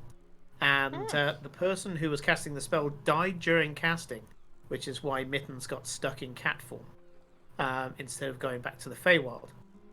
And so Enola says, where Sir Mittens came to this world through the Pact of Animal. There are other pacts that allow you to directly bring their forms into this existence. As you grow in your power, my father's abilities will allow you to do this too. You'll be able to conjure servants, warriors. I'm already seeing a bit of that. I mean, just the other day, I conjured all these Fae creatures around me. Little. That was today. Is that today? I don't know. I didn't know which day we were on still. Yeah, it's the end of that day. So it's the end of that day. Earlier on that day, you conjured little Fae creatures. Can you guys still see me? Because my computer's going a bit weird. Yeah, you're still there. That's fine. Yeah. Okay. Yeah, that's going to change things some. In a good way? I don't. Most of the mortals that I've seen take on a Fey aspect have come to the Feywild and lived there all their lives, and it's changed them. With you, you've taken a large amount of power very quickly. In some cases, you're able to perform acts of great power that draw upon our kingdom and the Feywild as a whole, but yeah, you're not gaining some of the understanding because you're not. I guess maybe at some point I could draw you in, give you maybe a mission in the. You could bring the others if you want. We can arrange a way to come in. We'd have to find the nearest Fey door for them to do so. But, maybe a little bit of an outing. I'm sure they would be fascinated. And they may even be able to be qualified as your vassal. Assuming they'd want to. It means that they would have a place in Fey society. I see. I mean, I don't think they'd want to be summoned by me at will. I can't imagine that. Oh no, they can't. They're not Fey. It's okay. It would be an honorary status. They wouldn't be able to be summoned. Okay. Only Fey can be summoned that way. Right. I mean, technically, somebody powerful enough would be able to summon me. That's so strange. I mean, it's interesting what's possible, but I can't help feel weird just summoning beings to my will. Even Enola, who's a friend, it feels odd that she's kind of bound to me. And summoning those creatures earlier. Eowyn. What did I say? Yeah, Enola. Yeah, shit. You said Enola. I did. I haven't spoken of Eowyn for so long. Sorry, Eowyn. You do exist. It feels, yeah, and then the even summoning that strange cloak of creatures earlier, it does feel strange, especially with what Middens said about the fact that he got stuck because he was summoned. It's, I don't know. That was more misadventure. And one thing that you need to understand is that our outings to the physical world give us power. There's a reason why we make these pacts in the first place and why we come so. First of all, this body is not my real body. My real body's in the Fey. If I was to die now, well, for what you see as death, destruction, I would just re-emerge in the Feywild. So for me, it's a riskless endeavor, a riskless adventure. Things are a little grey here, not around you, in general. And yeah, I can come, play, go back, no harm done. It's the same with, I'm about to say Enola myself, it's the same with Eowyn. If she gets destroyed, she simply bursts out of a flower angrily in my garden. I can imagine. Well, that's... Water lilies, by the way. Eowyn is a water lily. Eowyn comes up and says, if you weren't a princess, I'd kick you in the ear. And you can see her fluttering by the side. There's nothing wrong with being a water lily. That's pretty awesome.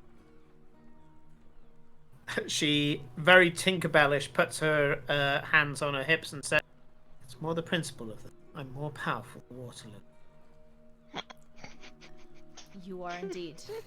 You have no idea what that means, but apparently she's a little ashamed of her emergence. So pixies and sprites and fairies in my canon, when you try to kill them, their essences go back to the fairy grove, the fairy meadow that they were originally created and born in, and all that happens is that a flower sprouts up opens up its leaves, and there, sat, slumbering beautifully in the middle of the flower, is the Fae as they reconstitute themselves. The only way to kill them is to destroy the fairy barrow in the first place, and then they can't regenerate. Yeah, and that's it. That's them dead. Which is why most of the kings and queens of the Feywild normally have fairy meadows and fairy gardens within their keeps, because that means that they keep the loyalty of the fairy with them. And I think it was one of Corinne's characters where you made a character that was a thistle fairy, wasn't it? We have Tanya, who is best friends with... Yeah, who is best friends with, what's his name? He is one of the generals of the deputation. That's your character.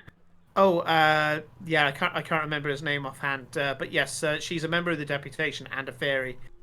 So she's a player character fairy about that big. We put together a custom race. And when we found out how she was, because she was this basically hard knock drinking, mercenary police fairy, we were like, okay, so what what flower did she come out of? And we were like, it's got to be something prickly. So she grew up in the thistle, and when you kill her, basically there's this muffled swearing inside a thistle in the Feywild, and suddenly this punch just comes out of the thistle as she punches her way out of the thistle. She's kind of like a Glaswegian fairy. It's great. Bart Fiegel. But yeah, that tells you a little bit more about the Feywild there. And so yeah, Nola explains to you that the Fey come willingly because it gains them power. Now, especially for the low-powered Fey, where being subsumed or being controlled or dominated by a more powerful fairy or a more powerful Fey is possible, these little visits to the physical realms allows them to gain power to defend themselves. There we go. So we've done sea lore today, and we've done Fey lore today. Yeah. Did not intend for this to be the encyclopedia episode, but there we go. And so yeah, she and also time travel and chronomancy. Yeah. Oh, Corey's learning all of this while Eclipse is talking to Carlos.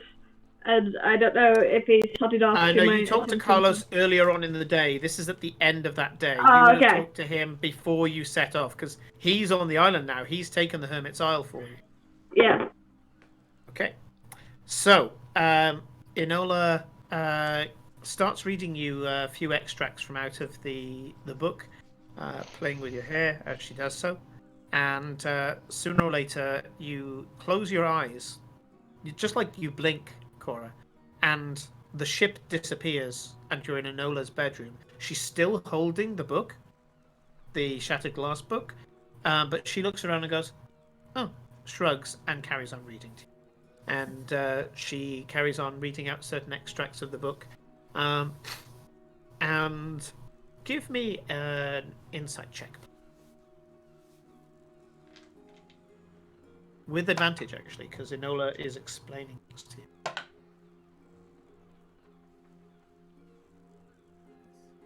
Okay, that is... where's my insight 15 there? or a 20? 16, 19. A 19. Yeah. So close to 20. Yeah. Okay. I'm going to give you all of column A and a bit of column B. Okay. So, as you go through the various sections of the book, you realize that this is a complete love. This is a complete relationship, and if there was any more of whoever the real name of Lucrezia was, there wasn't much left, and that Renata, as we're going to call Odette now, had quite a bit of time, quite a lot of time. A lot of people in relationships have less, yeah, either because they meet later on in life, or they are cut off early, or they have to spend time apart for whatever reason, going off to wars, or maybe one of them's a sailor, and as a result, they had a good run. Yeah, that's something that you do get. So you have a feeling that one of the things that you can write off is that Renata isn't trying to get back. This is something that will weigh heavy in her heart, but it's not something that she's going to get. From column B, first of all, you're pretty sure that whoever wrote this book knew Renata well. Either it's Renata herself writing it, you've not read much of Renata's arcane papers. She's known to have written effectively like scholar articles, academic articles, journals on arcane matters, but you haven't read any. So you can't identify whether it's her writing style. And even then, they're two very different types of writing. The second one is that sorry, it's either her or someone close to her, someone who knew her. Because the more you listen to it, the more this Odette character is definite. The second thing that you get from the book is much to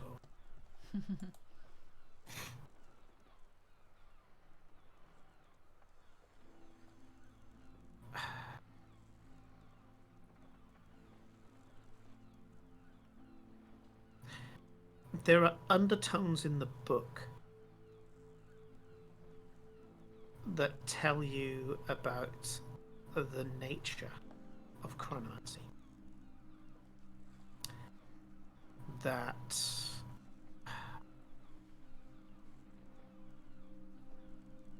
you aren't particularly trained in the arcane, but you're sure with the right person you might be able to glean some idea of what it's like to be a chronomancer, and possibly what part that Renata played in or around the New Order and what she's doing now. Just sections, sentences, little details that just don't make sense that you think might add up to something. One thing that you and Enola definitely agree upon is that this is skillfully written, almost to the point where you're pretty sure that there's a subtext to it all. That the right person reading it might be able to extract more than this romantic. And that is as far as I'm willing to give you for 9. Yeah. Right. Okay. So I reckon that someone trained in arcane would be the best person, or someone just generally intelligent? Someone generally intelligent would probably be able to start to highlight where the cipher is, but an arcanist, especially a devoted arcanist, would get a lot more out of it. Merrick! This is class dependent. Okay, what you get out of it is based on your class. Right. So I'm gonna guess we need a wizard. Therefore, we should go and ask Merrick!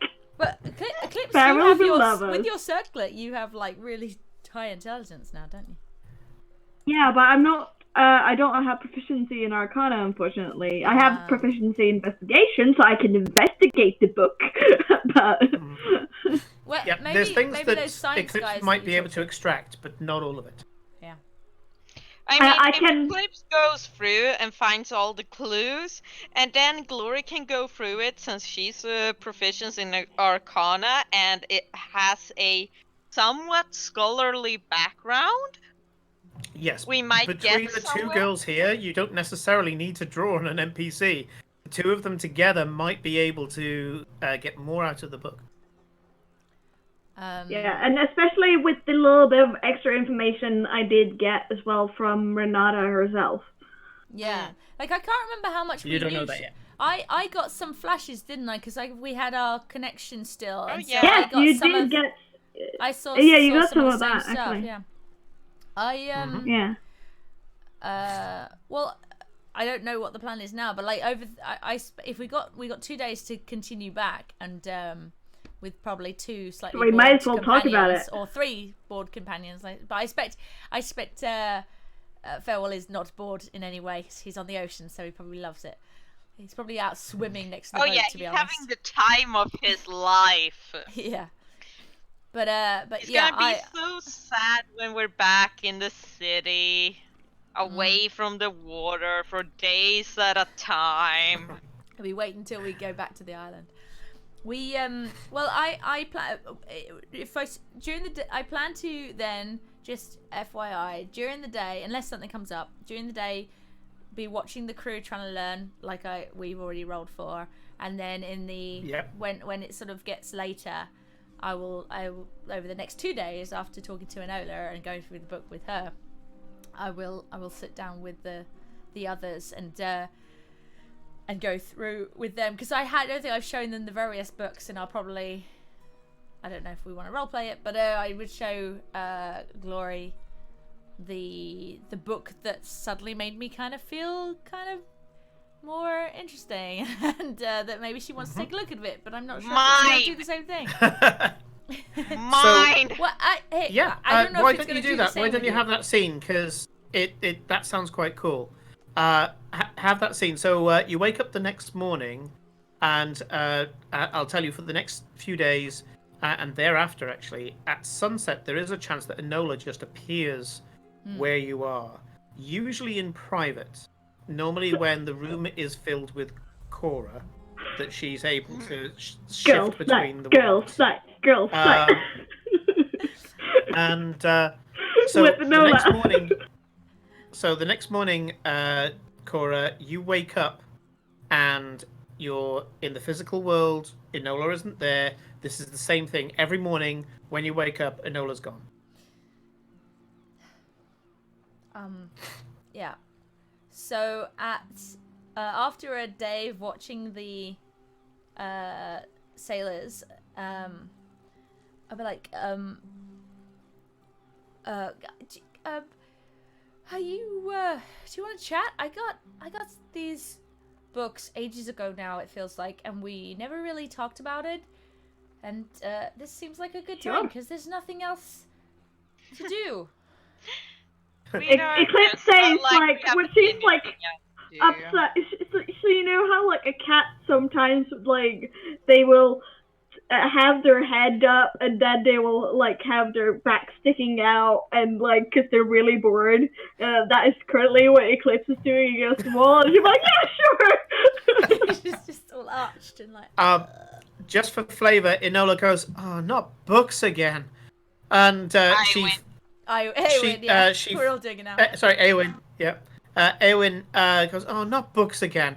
And she flutters up and says, if you want me, I'm going to be down in the hold. I need to see if I can get my money back from Harry. And at which point she suddenly bursts into this little beam of light, this little mote of light, and shoots through the keyhole of the cabin that you're in. And she's gone to play Three Dragon Ante with one of the fight a rat. Skags. Yeah. Oh, Skags. Oh, okay. She's gone gambling. Yeah, she's gone gambling with the Skags. I thought she was gonna gamble with the rat. Yeah, I'm not sure who's the worst influence at the moment, but she's gone pirate. Yeah. Well, she has a little tricorn on like you have, because when you changed, she was like, oh yeah. She's totally, she's gone rogue. Oh god, yeah. So, and I'll gather them into the captain's quarters as we have it. I don't know where the others are sleeping. I really feel really guilty. So, do you remember? Well, you remember when we were fighting all the demons, and you guys went off into another room, I think, while Farewell was like praying or something, and Renata was hovering in the air in her office. That whole time. Yeah. I can't remember if I It is ever when told you. we went over the battle plans. Yeah. Yes. Well, while you guys were doing that, I'm not sure if I ever told you I did this, but you know the mirror in Renata's office? That mirror she has The by her desk? magical one. Oh, okay, so you know. Well, it's a doorway into a library thing. Interesting. I've heard of enchantments Glory. like that, but those are rare. Like, Glory, you know it as a really? Baliana's vault. Yeah. Baliana's mirror or Baliana's vault. They both refer to the same magical item, and that is a mirror that tries to scare you as it draws you in, that you pull away. But the way to get in is to actually yield. So yeah, this vault thing, it was full of books. And my first thought was, oh god, books, boring. And I thought I might just grab something for farewell, maybe. I was curious. I mean, we didn't know who this woman was still, and we still don't really. But anyway, I grabbed some books. I kind of feel bad, but I grabbed some books. I was told to grab by again, I don't know what I've told you. This the Summer King is the person who's given me these powers, and he asked me to get this, and I pull out Your father-in-law, if I remember correctly. Pretty much, yeah. I mean, technically, I'm not sure if that's accurate specifically, but yes, essentially, father-in-law, patron of my powers, and I mean, he's elaborate. Anyway, he might be listening to this. He asked me to get this book, and I tried to give it back to him, but he said to keep it, and I wondered, you know a lot about families, and maybe it's interesting to you, or I don't know. Oh, darling. Let me see that. It's like families of the this. Feywilds. Sweetheart, this is the stuff I live for. The drama that's in these pages. I mean, it's pretty Ooh, interesting stuff. So you've given which one to Glory so far? I've given her the Fey families one. Did I actually get? I can't remember what he said to me regarding it, like regarding how private it should be. But did he actually say? He said as long as it doesn't go to Renata, he doesn't care. Yeah. I mean, I don't think I'm not giving it to you because I think I should probably look after it because I don't want it to get lost again. But oh yes, you know, of course. Feel free. I don't really get it. It's just a lot of names to me. But if there's anything, you know. Oh, there is a interest. lot in here we could use if things called for it. Exactly, and apparently there is a form of thieves' cant, which is nobles' etiquette. Noble etiquette, they will say one thing when they mean something completely different. It's their own form of aristocratic thieves' cant. And that's what Glory is reading now, and Glory can see lots of little opportunities in the book where certain trysts and intrigues and affairs and things like that would mean that there are certain people that you can glean from this, that you would be able to go to one person and say, look, I know you hate this person. It's clear that you hate them because they did this to you. So how about we do this? And she could use some of the things in these pages as leverage in the Feywild if she studies it. So yeah, and apparently I might be able to you saw what I did earlier. The other day I called these little creatures a bit like Eowyn. Apparently I'm gonna potentially be able to do that more, and I don't know if this would be useful in knowing. I don't know if I can dictate who I call. But anyway, it could be really interesting. If anything, this gives you, or rather someone who knows what to do with it, an edge over, well, most of the political powers in the Feywild. Okay, I'm almost regretting giving it to you, but it's good. I'm sure it's fine. Anyway, there's that. But this one's really interesting too, although I think I might have I don't know if I killed it or if it just needs to recharge. And I pull out the Ballads of Grey Olena. I read this one and I swear it made me more, I don't know, it just boosted me in some kind of weird way. Sweetheart, is that what I think it is? Let me take a look. I don't know. I don't know. It is. What? So this is an original copy of the Ballads of Grey Olena, one of the most powerful noble ladies of Valeria in history.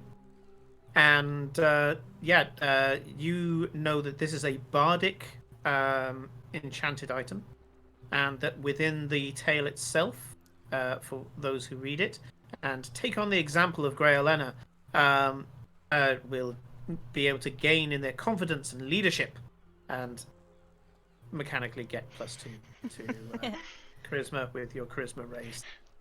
Darling, she is an inspiration. I mean, it made me feel cooler. I mean, I became a captain, so that's cool.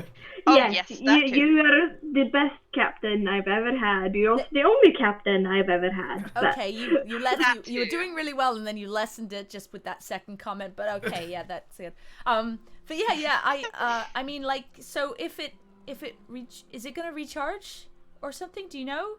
Oh yes.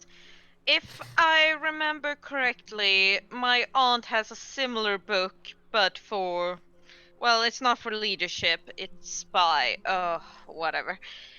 Either way, it will take approximately 12 moons, so okay. a year. Sorry. I mean, I read it last month, so that's one down. Last moon. Oh, we refer to it. Months and moons are the same thing. Months and moons are. Sure. The months are named after moon, because it takes 1 month for the moon to go. Yes. No, I just don't know whether do we call them moon, like one moon away, or do we call them a month, or do we do both? Either, depending on where you come from. I just want to keep the same. The word month aesthetics. comes from the word moon. So yes, sure. A month is a month. Yeah. A month. Yeah. A month. So it's interchangeable depending on which country you're in. Sure. So hopefully it won't take too long. Sorry, I didn't really think about it. It's just, but it's definitely helped me. So hopefully it can help you. We probably should give it to Farewell confidence afterwards. Well, you needed that, so it's fine. It was good. What are you saying? You don't. I mean, I want the next charge. Okay. You go for it, and then maybe Farewell could probably do with a. You know what I mean? Like, I don't know. Yeah. Anyway, or, I mean, Eclipse could probably do with it. I don't think it's gonna help Farewell much. Anyway. We can. She would do better with one of the books my aunt has if we can manage to wrangle enough favor for her to borrow it when it's recharged.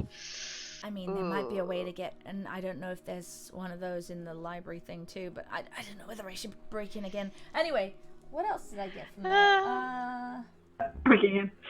Well, there's nothing Okay. wrong if you do it, so I don't, I shall stop you if you... Okay. Yes, was there anything else? Yes, one other book.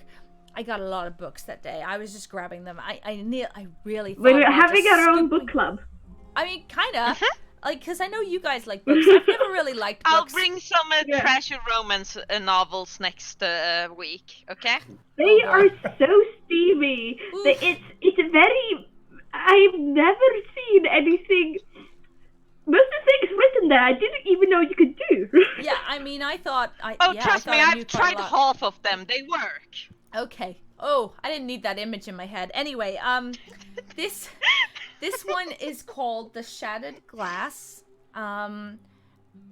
Okay, so this one is sort of a trashy romance novel, but it's not that trashy, and actually, it might be true, or at least very close to true, or I think it's kind of coded, like it's got information in it that if you look past the romance, you can find out some more information. it's basically about chronomancy. It's about Renata. Can I take a look? Yeah, like I tried going through it. I have high investigation. I know thieves can't. This is my thing. I know noble thieves can't. Okay, so I'm gonna give the quick brief to both of you because we've already talked about this book. As I say, it seems to be a version of a medieval parallel on The Time Traveler's Wife. In this case, though, the romance is between two women. One of them highborn and magically adept, taught by all the great masters. The other one is a simple artist. And in medieval times, an artist was a really good trade because everything had to be painted or decorated or whatever. And so she wasn't exactly lowborn. She wasn't, she made her way. And they fell in love through a chance meeting. And Odette, which you are presuming is Renata based on Cora's instruction, it keeps going back and visiting her, but sometimes she is different ages when she visits her, and the book is from Odette's point of view and talks about using her powers, being recruited by kings and queens. You recognize some of the names of the nobles that are in there. Others seem to be made up. You're not sure. And the crux of it is that a great evil assails the land, and time breaks, and hence the shattered glass, and the shattered clock on the spine, and the time traveler finds themselves on the wrong side of the broken timeline, unable to revisit the love of their life, but they do end up having having a full relationship. But now the time traveler is continuing on through time, presumably immortal, and that's it. That's kind of the end of the book. Is this bittersweet love's lost, but love had in the first place. It has a lot of fighting in it. It has a lot of sorcery in it. You have a feeling it'd be a bestseller if it was replicated. But you've never seen this book before. Glory, you've kind of thumbed through the library back home. You've never seen this book. And Eclipse, you've been you're of a wealth level where you would have gone into some bookstores because it's the primary entertainment of this world, and you've never seen it either. But it looks to be, it would be a bestseller. It's got everything in there, even some good steamy moments. It's good old book. So let's address a few things first without rolling. So first of all, Eclipse, your thieves' cant doesn't go off. You don't get anything from it from thieves' cant. However, the way that it's worded does seem a little bit familiar. Glory, your etiquette doesn't go off. But once again, it seems to have this saying one thing, meaning another in certain parts. And there's certainly bits that jump out at you. Looking for metaphors, and similes, and all of that jank. Yep. And because both of you are arcane trained to a certain level, one of you in trickster magic and the other one in sorcery, and also, Glory, you are proficient in arcana in general, which means you have formal education. You will be able to do some rolls. She has a very high formal education, to be exact. I want to do gleam things through investigation, if I may. Want to investigate the book. Well, you're doing this as a team, so presumably you grab hold of some paper and stuff like that to kind of make some notes, and unless you're going to be an absolute heretic and pencil into the margins of the book. I will slap her hand if she tries it. So because I would make her lose a level for that shit. for. I'm not gonna write in it. I'm gonna. Yeah. Farewell would kill me. That is true. It's only acceptable to write in playbooks. That's the only time it's acceptable to write in a book. And in course books where you're required to do it. Well, yes, obviously, but in proper books, hell no. Okay. So we'll yeah, you start probably noting borrow down some notes. paper from Farewell if we don't have any. Sure. Yeah, you would all have a supply of paper. Glory certainly would do for letter writing and things. I'm going to say you've got simple staples. So yeah, as a result, Eclipse give me an investigation check with advantage. See if I've got one of my fondest.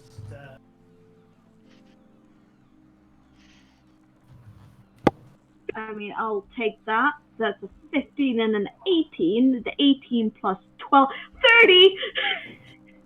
Wow. 30. I presume that's one of your expertise. Yes. It's a wow. plus 12. I rolled an 18. Yeah. So you start looking through it, and you're like, "Yep, that doesn't fit, and that doesn't fit, and that doesn't fit," and you're starting to note down page and line rather than drawing circles around it all. Yeah, you start to say, yeah, these bits are just not essential for the story. Incidentally, these are the type of books that you're allowed to write in, and none other. This is my which was this? My assistant stage manager book of the Odd Couple female version. God, it's getting on a bit now. It's probably about 25 years old now. Older than me. Yeah. And I've got a Shakespeare book somewhere that's absolutely littered with a Twelfth Night book that's littered with signatures from the casters. So that's great. My time in the theatre. That's it. So yes, but any other book you're not allowed to write. So yeah, you go through it, and suddenly you've managed to do a route map through the book of what seems to be excessive content. Which really helps for the next part. So, Glory, based on this, you can have an Arcana check with advantage. Ordinarily, you would not be able to get the advantage because no one here can help you with it. But because the investigation check has effectively route mapped what you need to look at and got rid of all the material that is down to the story, off you go. 25. 25. Nice. Okay. So on a 25, just check my notes. We got, is it a hard success? So first of all, extreme success and then a hard success. I think the ranking stuff or like no impossible success. In markers of roughly 5. Yeah. Although there is a way of doing it based on level as well, because normally looking at players' spellcasting DCs is a good indicator of roughly where the bar should be for that level. Also depending if you're doing something that's outside of their like specialization, because things you're not proficient with will not grow. So. Yeah, and as a DMing tip, I mean, life isn't binary. Sometimes it is, where you either get something or you don't. In other cases, your score just being close enough to a certain difficulty rating is enough to get like 80% of it. Like I did with Kate, she got a 19, so I was like, okay, I'm going to give you all of column A and a little bit of column B, even though you didn't quite get there. So, Glory, these are your theories. Okay, and this is something that you can communicate it to the others in any way that you like. So, point 1. Yes, you're pretty sure that Renata has a form of immortality. However, you don't think that she uses a form of stasis on her body. There are very clear changes in description throughout the book that suggests that she either regenerates her body or changes it. And I'm not talking Doctor Who style. It's been made that she is. Okay, my camera went a bit weird there. It's clear that that each Renata looks the same, but somehow she renews her body. Now, you've heard of spells that can do this. The clone spell, for example, would allow her to do this. But you're not sure which means that she's using, presumably using some sort of time dynamic. The second thing that you get from this is that you confirm that Renata can only look forward in time. So she can see into the future, but she can only visit backward. Isn't to the future. So you confirm one of Enola's points there, and that is currently she can go back 875 years, back to the formation of the New Order, but that is where she's constrained. Whereas previously, you don't know how far she could have gone back. As far back as when the gods first created this plane of existence, maybe? Sorry. Imagine the power you could get by going back to that time. Yes, Kate? Well, I just suddenly thought, can I just clarify? She can go forward in time, as in if she went back, she could come back to now, but she only gets to now. Is that the case? Or if she went back, she would be stuck in that time? That's it. To go into the future, she would have to exist past it and then come back.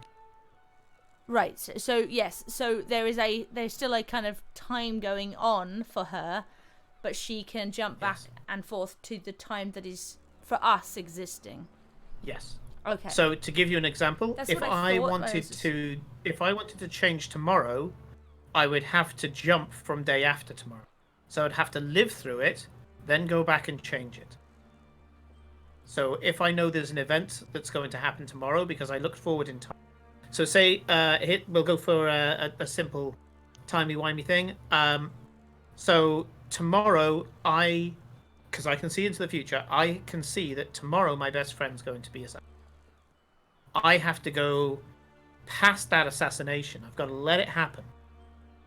And then I can jump back and prevent it. Now, that's only good as far as you can see your own death. Because once you see your own death, you're like, I've got to live past my own death to prevent it.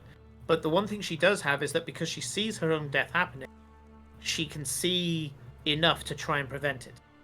Now, because she had the entire thing with the architect that she had seen. She hadn't lived past that yet, I don't think. What she was saying is that she'd seen the different realities depending on, because it's not fixed in stone. Because the time is always flowing. People are very unpredictable, and things are always like doing different things.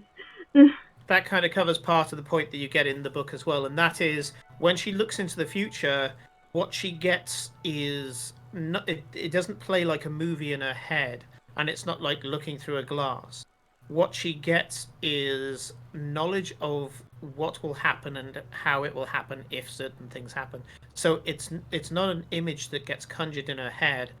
It's just the knowledge of what ifs, and it's computational rather than anything else. So when she sees into the future, what she does is just sees this tapestry of possibilities spreading out from her, and she can see all the different pathways that it'll go down, and she can kind of say, if I go down this pathway, will this happen? Oh, yes, it will. Okay, what if I go down here? And it's kind of more like that, like watching a lot of dominoes all going down at the same time and kind of choosing which dominoes she wants to fall. To put it into more graphical terms. So you start to understand a little bit more about what Renata can do. She can be prepared for the future, but if she can survive it, she can go back and change it.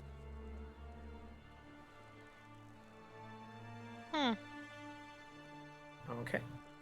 Now down to purpose. By the looks of it, from the context of the book, the time traveler gets a large amount of ennui. She finds herself endlessly bored, and anytime anything piques her interest, she gets quite obsessive. There are certain themes that are present throughout the book. She likes to keep a certain amount of law and order. She likes to keep it so that the people around her are happy and, to a certain extent, prosperous. Only prosperous as in, being able to afford life. She likes to keep nobles in check. She likes positions of power. That much is very, very obvious. Yeah. Throughout the book, she name drops a lot. A lot of the fictional and non-fictional characters that are named in the book are people of power, and they are seen as close personal friends, if not rivals or people that she manipulates other ways. Most of her rivals that are mentioned in the book are kind of respectful competitors, so business rivals and things like that. Not people who are trying to kill each other. There's a little bit of glory and excellence in some of them, where they are set against each other, but they kind of respect each other and hold each other as peers. Corinne? Are there any of the? Because I assume the Scalra dragons are way older than just 800 years old. They're Yes, they are. They're millennia old. So are they mentioned in the books at all? Like any of the competition one, or is Heartsring mentioned? So there are Scalra is mentioned. Heartsrain, who is a brass dragon that is well known throughout Illyria, is not referred to by name, but there is the Empress of Scalra at some point. And even though Eclipse won't be able to determine it for Corinne, that is Heartsring being mentioned. It mentions Old Scalra, and it does mention a few of the parts of Scalran history that you know about, Glory. One of the things it mentions is the fall of the priestess of Scalra, the high priestess of Scalra. And this refers to a part in Scalran history where it was a huge holy war before the convocation, you know it, a huge holy war between those of Tiamat and those of Bahamut. At the head of Bahamut was actually a very simple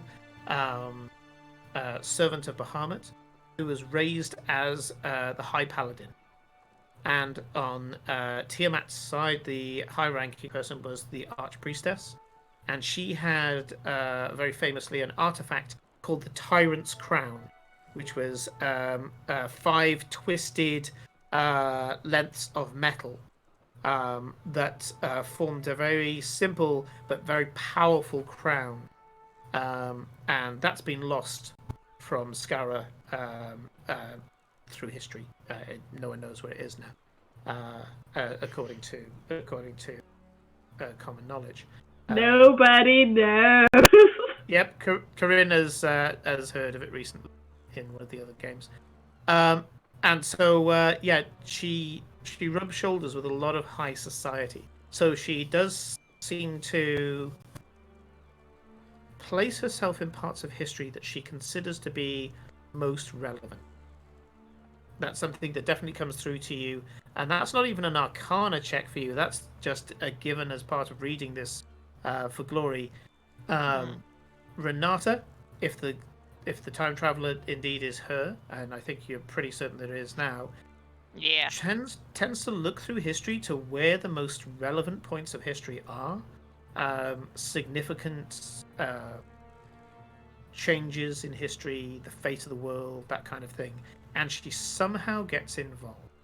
Sometimes to a lesser extent, where she'll just turn up and set things in motion, and then the second part of it is that she will just turn up in person and have a hand in everything, which kind of suggests that she had placed herself in Ostergold, waiting for the architect to arrive.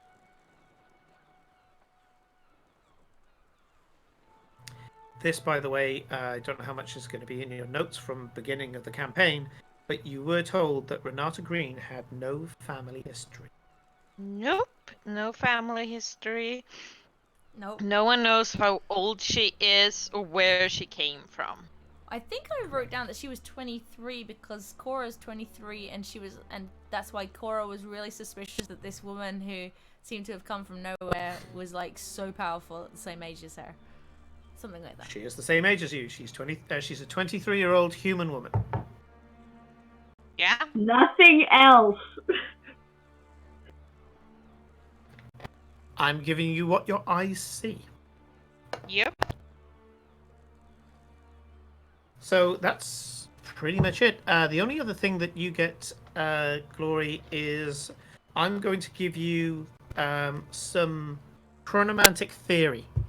You believe that with some research, you could probably start learning chronomancy yourself.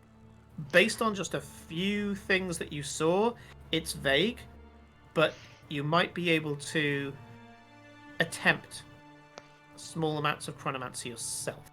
Bad idea, bad idea, bad idea, bad idea. Largely because of certain reagents and certain other details in the book. You're not sure what you would be able to do with it, but just manipulating the time flow in some... Dangerous theory. Even your own family would disapprove. Yeah, no. That is dangerous theory, and I'm just like, nope. Yeah. I would love to. Pop culture terms, this is like Gomez Adams suddenly putting on PPE. This is this level of bad. You can try if you wish, but it is bad. Mm. Oh, I would like to bathe in lava. It's fine. Okay. So that's what you get out of the book. A greater understanding of the mystery of the woman that is currently still your employer. You've yet to say that you've left the organization. And, yeah, you I mean, she through knows it all what here. she's doing anyway. Keep your friends close and your enemies closer. Yep. Glory learned that at a very young age. So, if there's nothing else, you've got 2 days on ship. If there's anything you would like to do, Cora is spending the majority of her time learning sea law. But if there's anything you'd like to work on, bear in mind you're on a rolling ship, so anything that's got fine motor skills as its prerequisite will be done with disadvantage. But anything else you'd like to look into, you can do. I mean, I pour over the book some more, but I think with my 30, it's not. I can't glean very much more from it, I guess. I mean, there's things that I mentioned in the final result with Glory, which is things that you would have got as well. Certainly, all the stuff to do with people.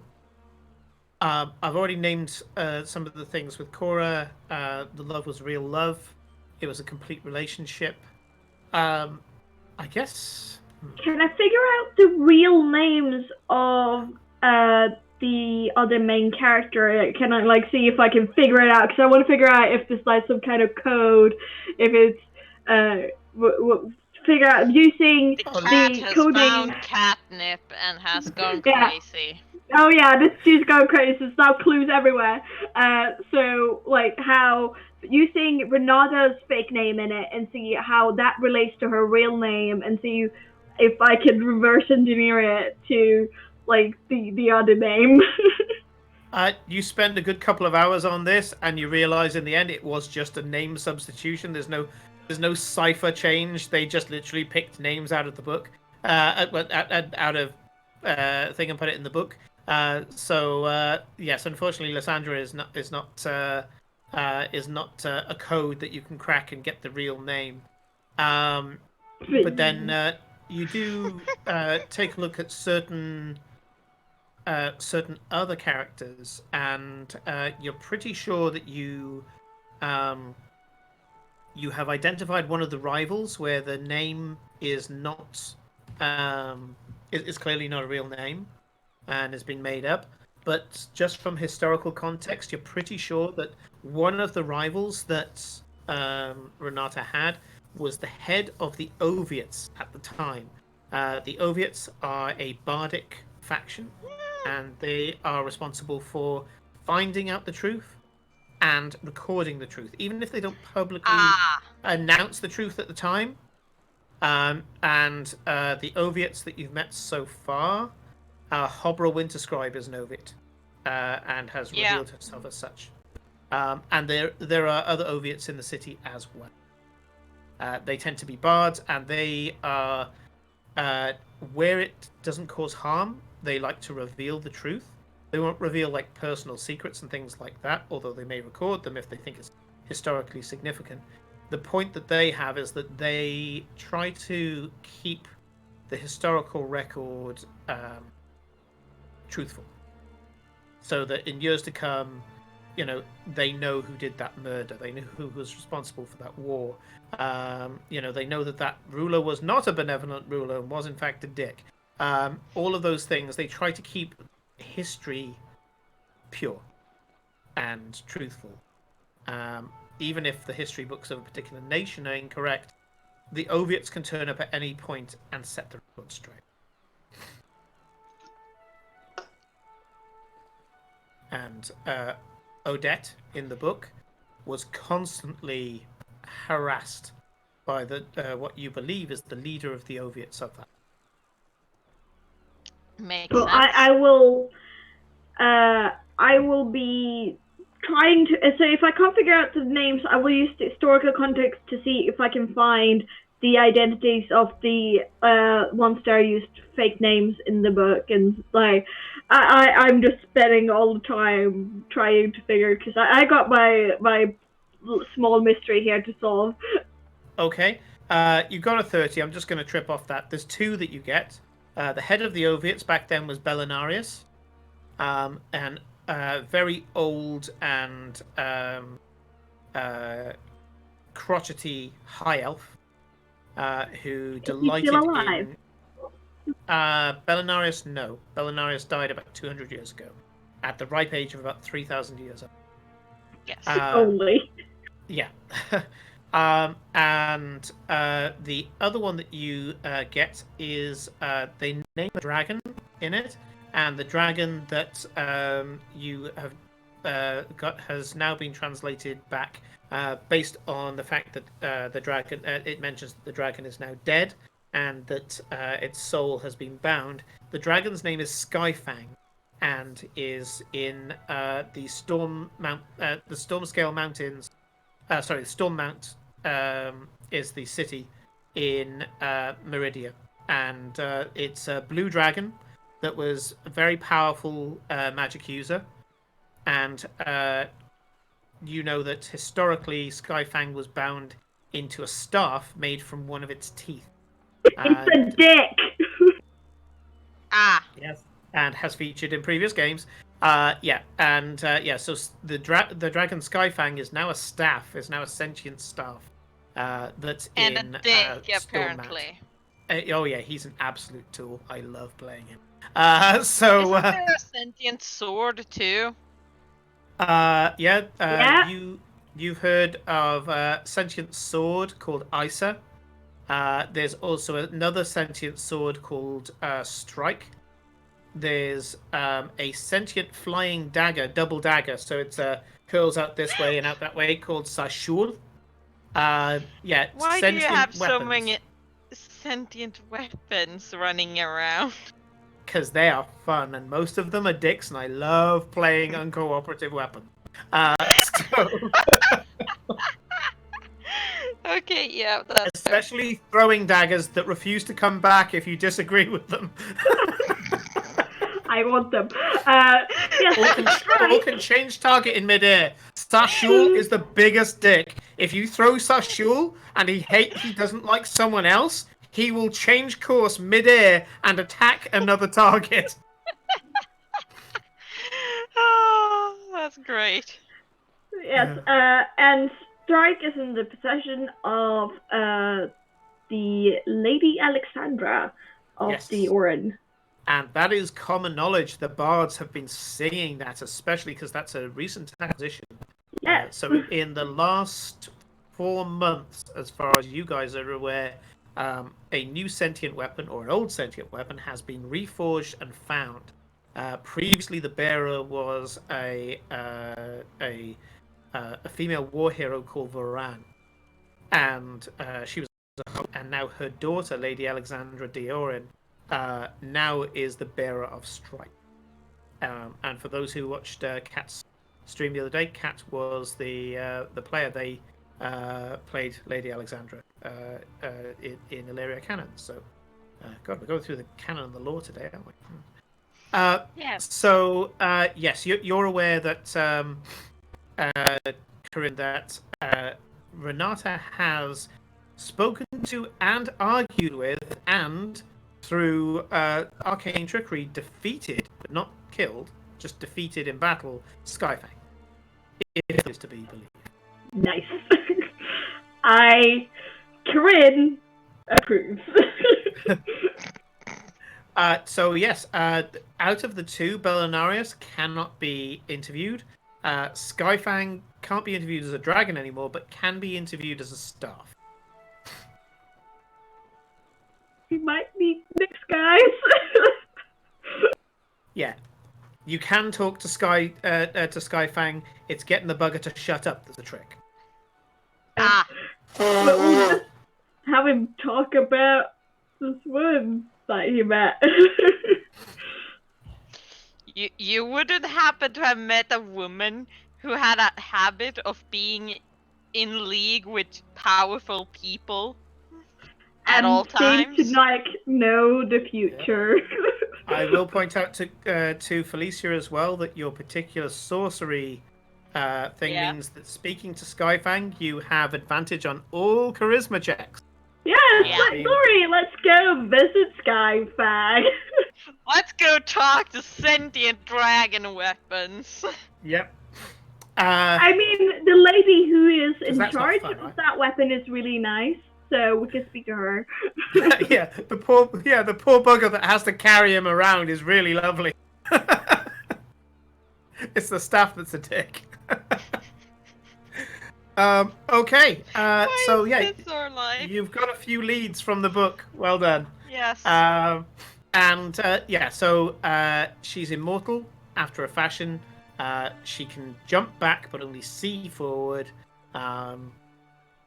She seeks people of power. She's been at odds with the Oviate before, and she once had what is effectively a magical rap battle with a dragon. Yes.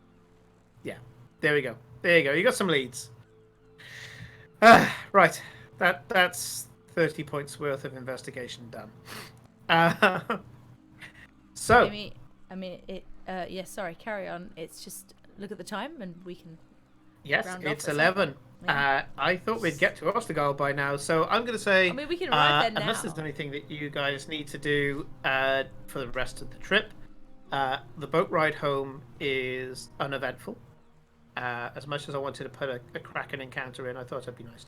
Yeah, we'll be going back to the islands. You can do that down the road when we've got. We'll be going back to fighting the Kraken when we've figured out what to do with Tristane or whatever he's called. Yeah, gosh. Yeah. There's that. Yeah. I don't want you fighting a Kraken at the moment because I don't want Glory to go, right, we've got to send this one to Scoura too.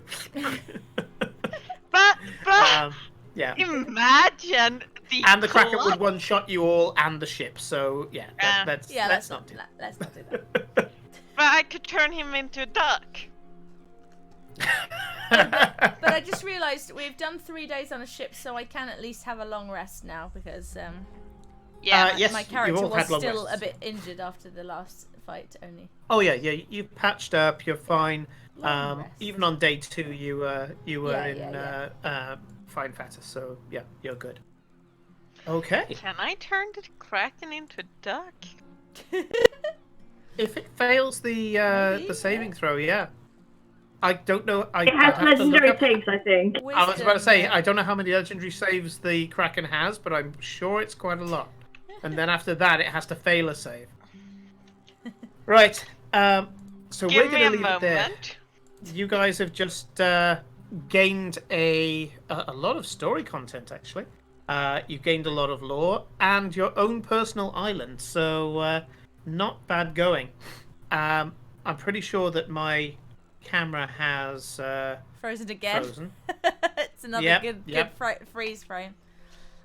Oh god, I'm not doing duck lips. According Kinda, to Roll20, it does not look like the Kraken has anything to negate a wisdom saving throw. It's probably very Oh my wise God, though. I So disappointed. I'm gonna look. He has an 18, so it's +4, but I can still try. you could. Okay. In that case, I need to make a better Kraken, don't I? Look at that. yeah. He's gonna now homebrew a Kraken that does have a save. Well, yeah. I mean, Why not? this is for a Kraken. I need to make the Kraken. Yeah, indeed. Yeah. We'll see. We'll see. So, take care, everybody. As I've said previously, and thank you to people who I can't see because my entire computer's freezing up right now for watching. Yeah, we're watching you do the duck face, so it's fine. That's okay. I'm It's pretty. very beautiful. I'm pretty. I can pull it off. Those of you who are watching still and are not on our Discord, look below in whatever you're watching this on, and click that Discord button and join us on Chaotic Neutral Games Discord. One of the main reasons why you want to do that at the moment is I'm about to start throwing a load of beer and pretzel Friday night firefight, call it what you want to call it, one shots for D&D, and so we're going to be starting that as of this weekend. Both this weekend and next weekend, I want to do one shots. So come and join us and join in the chaos. Yeah. Until then, we will see you next week for hopefully Nick rejoining us as we get back to Ostergald and continue with the story and revealing a little bit more, hopefully, of Renata Green. Good night. Bye-bye!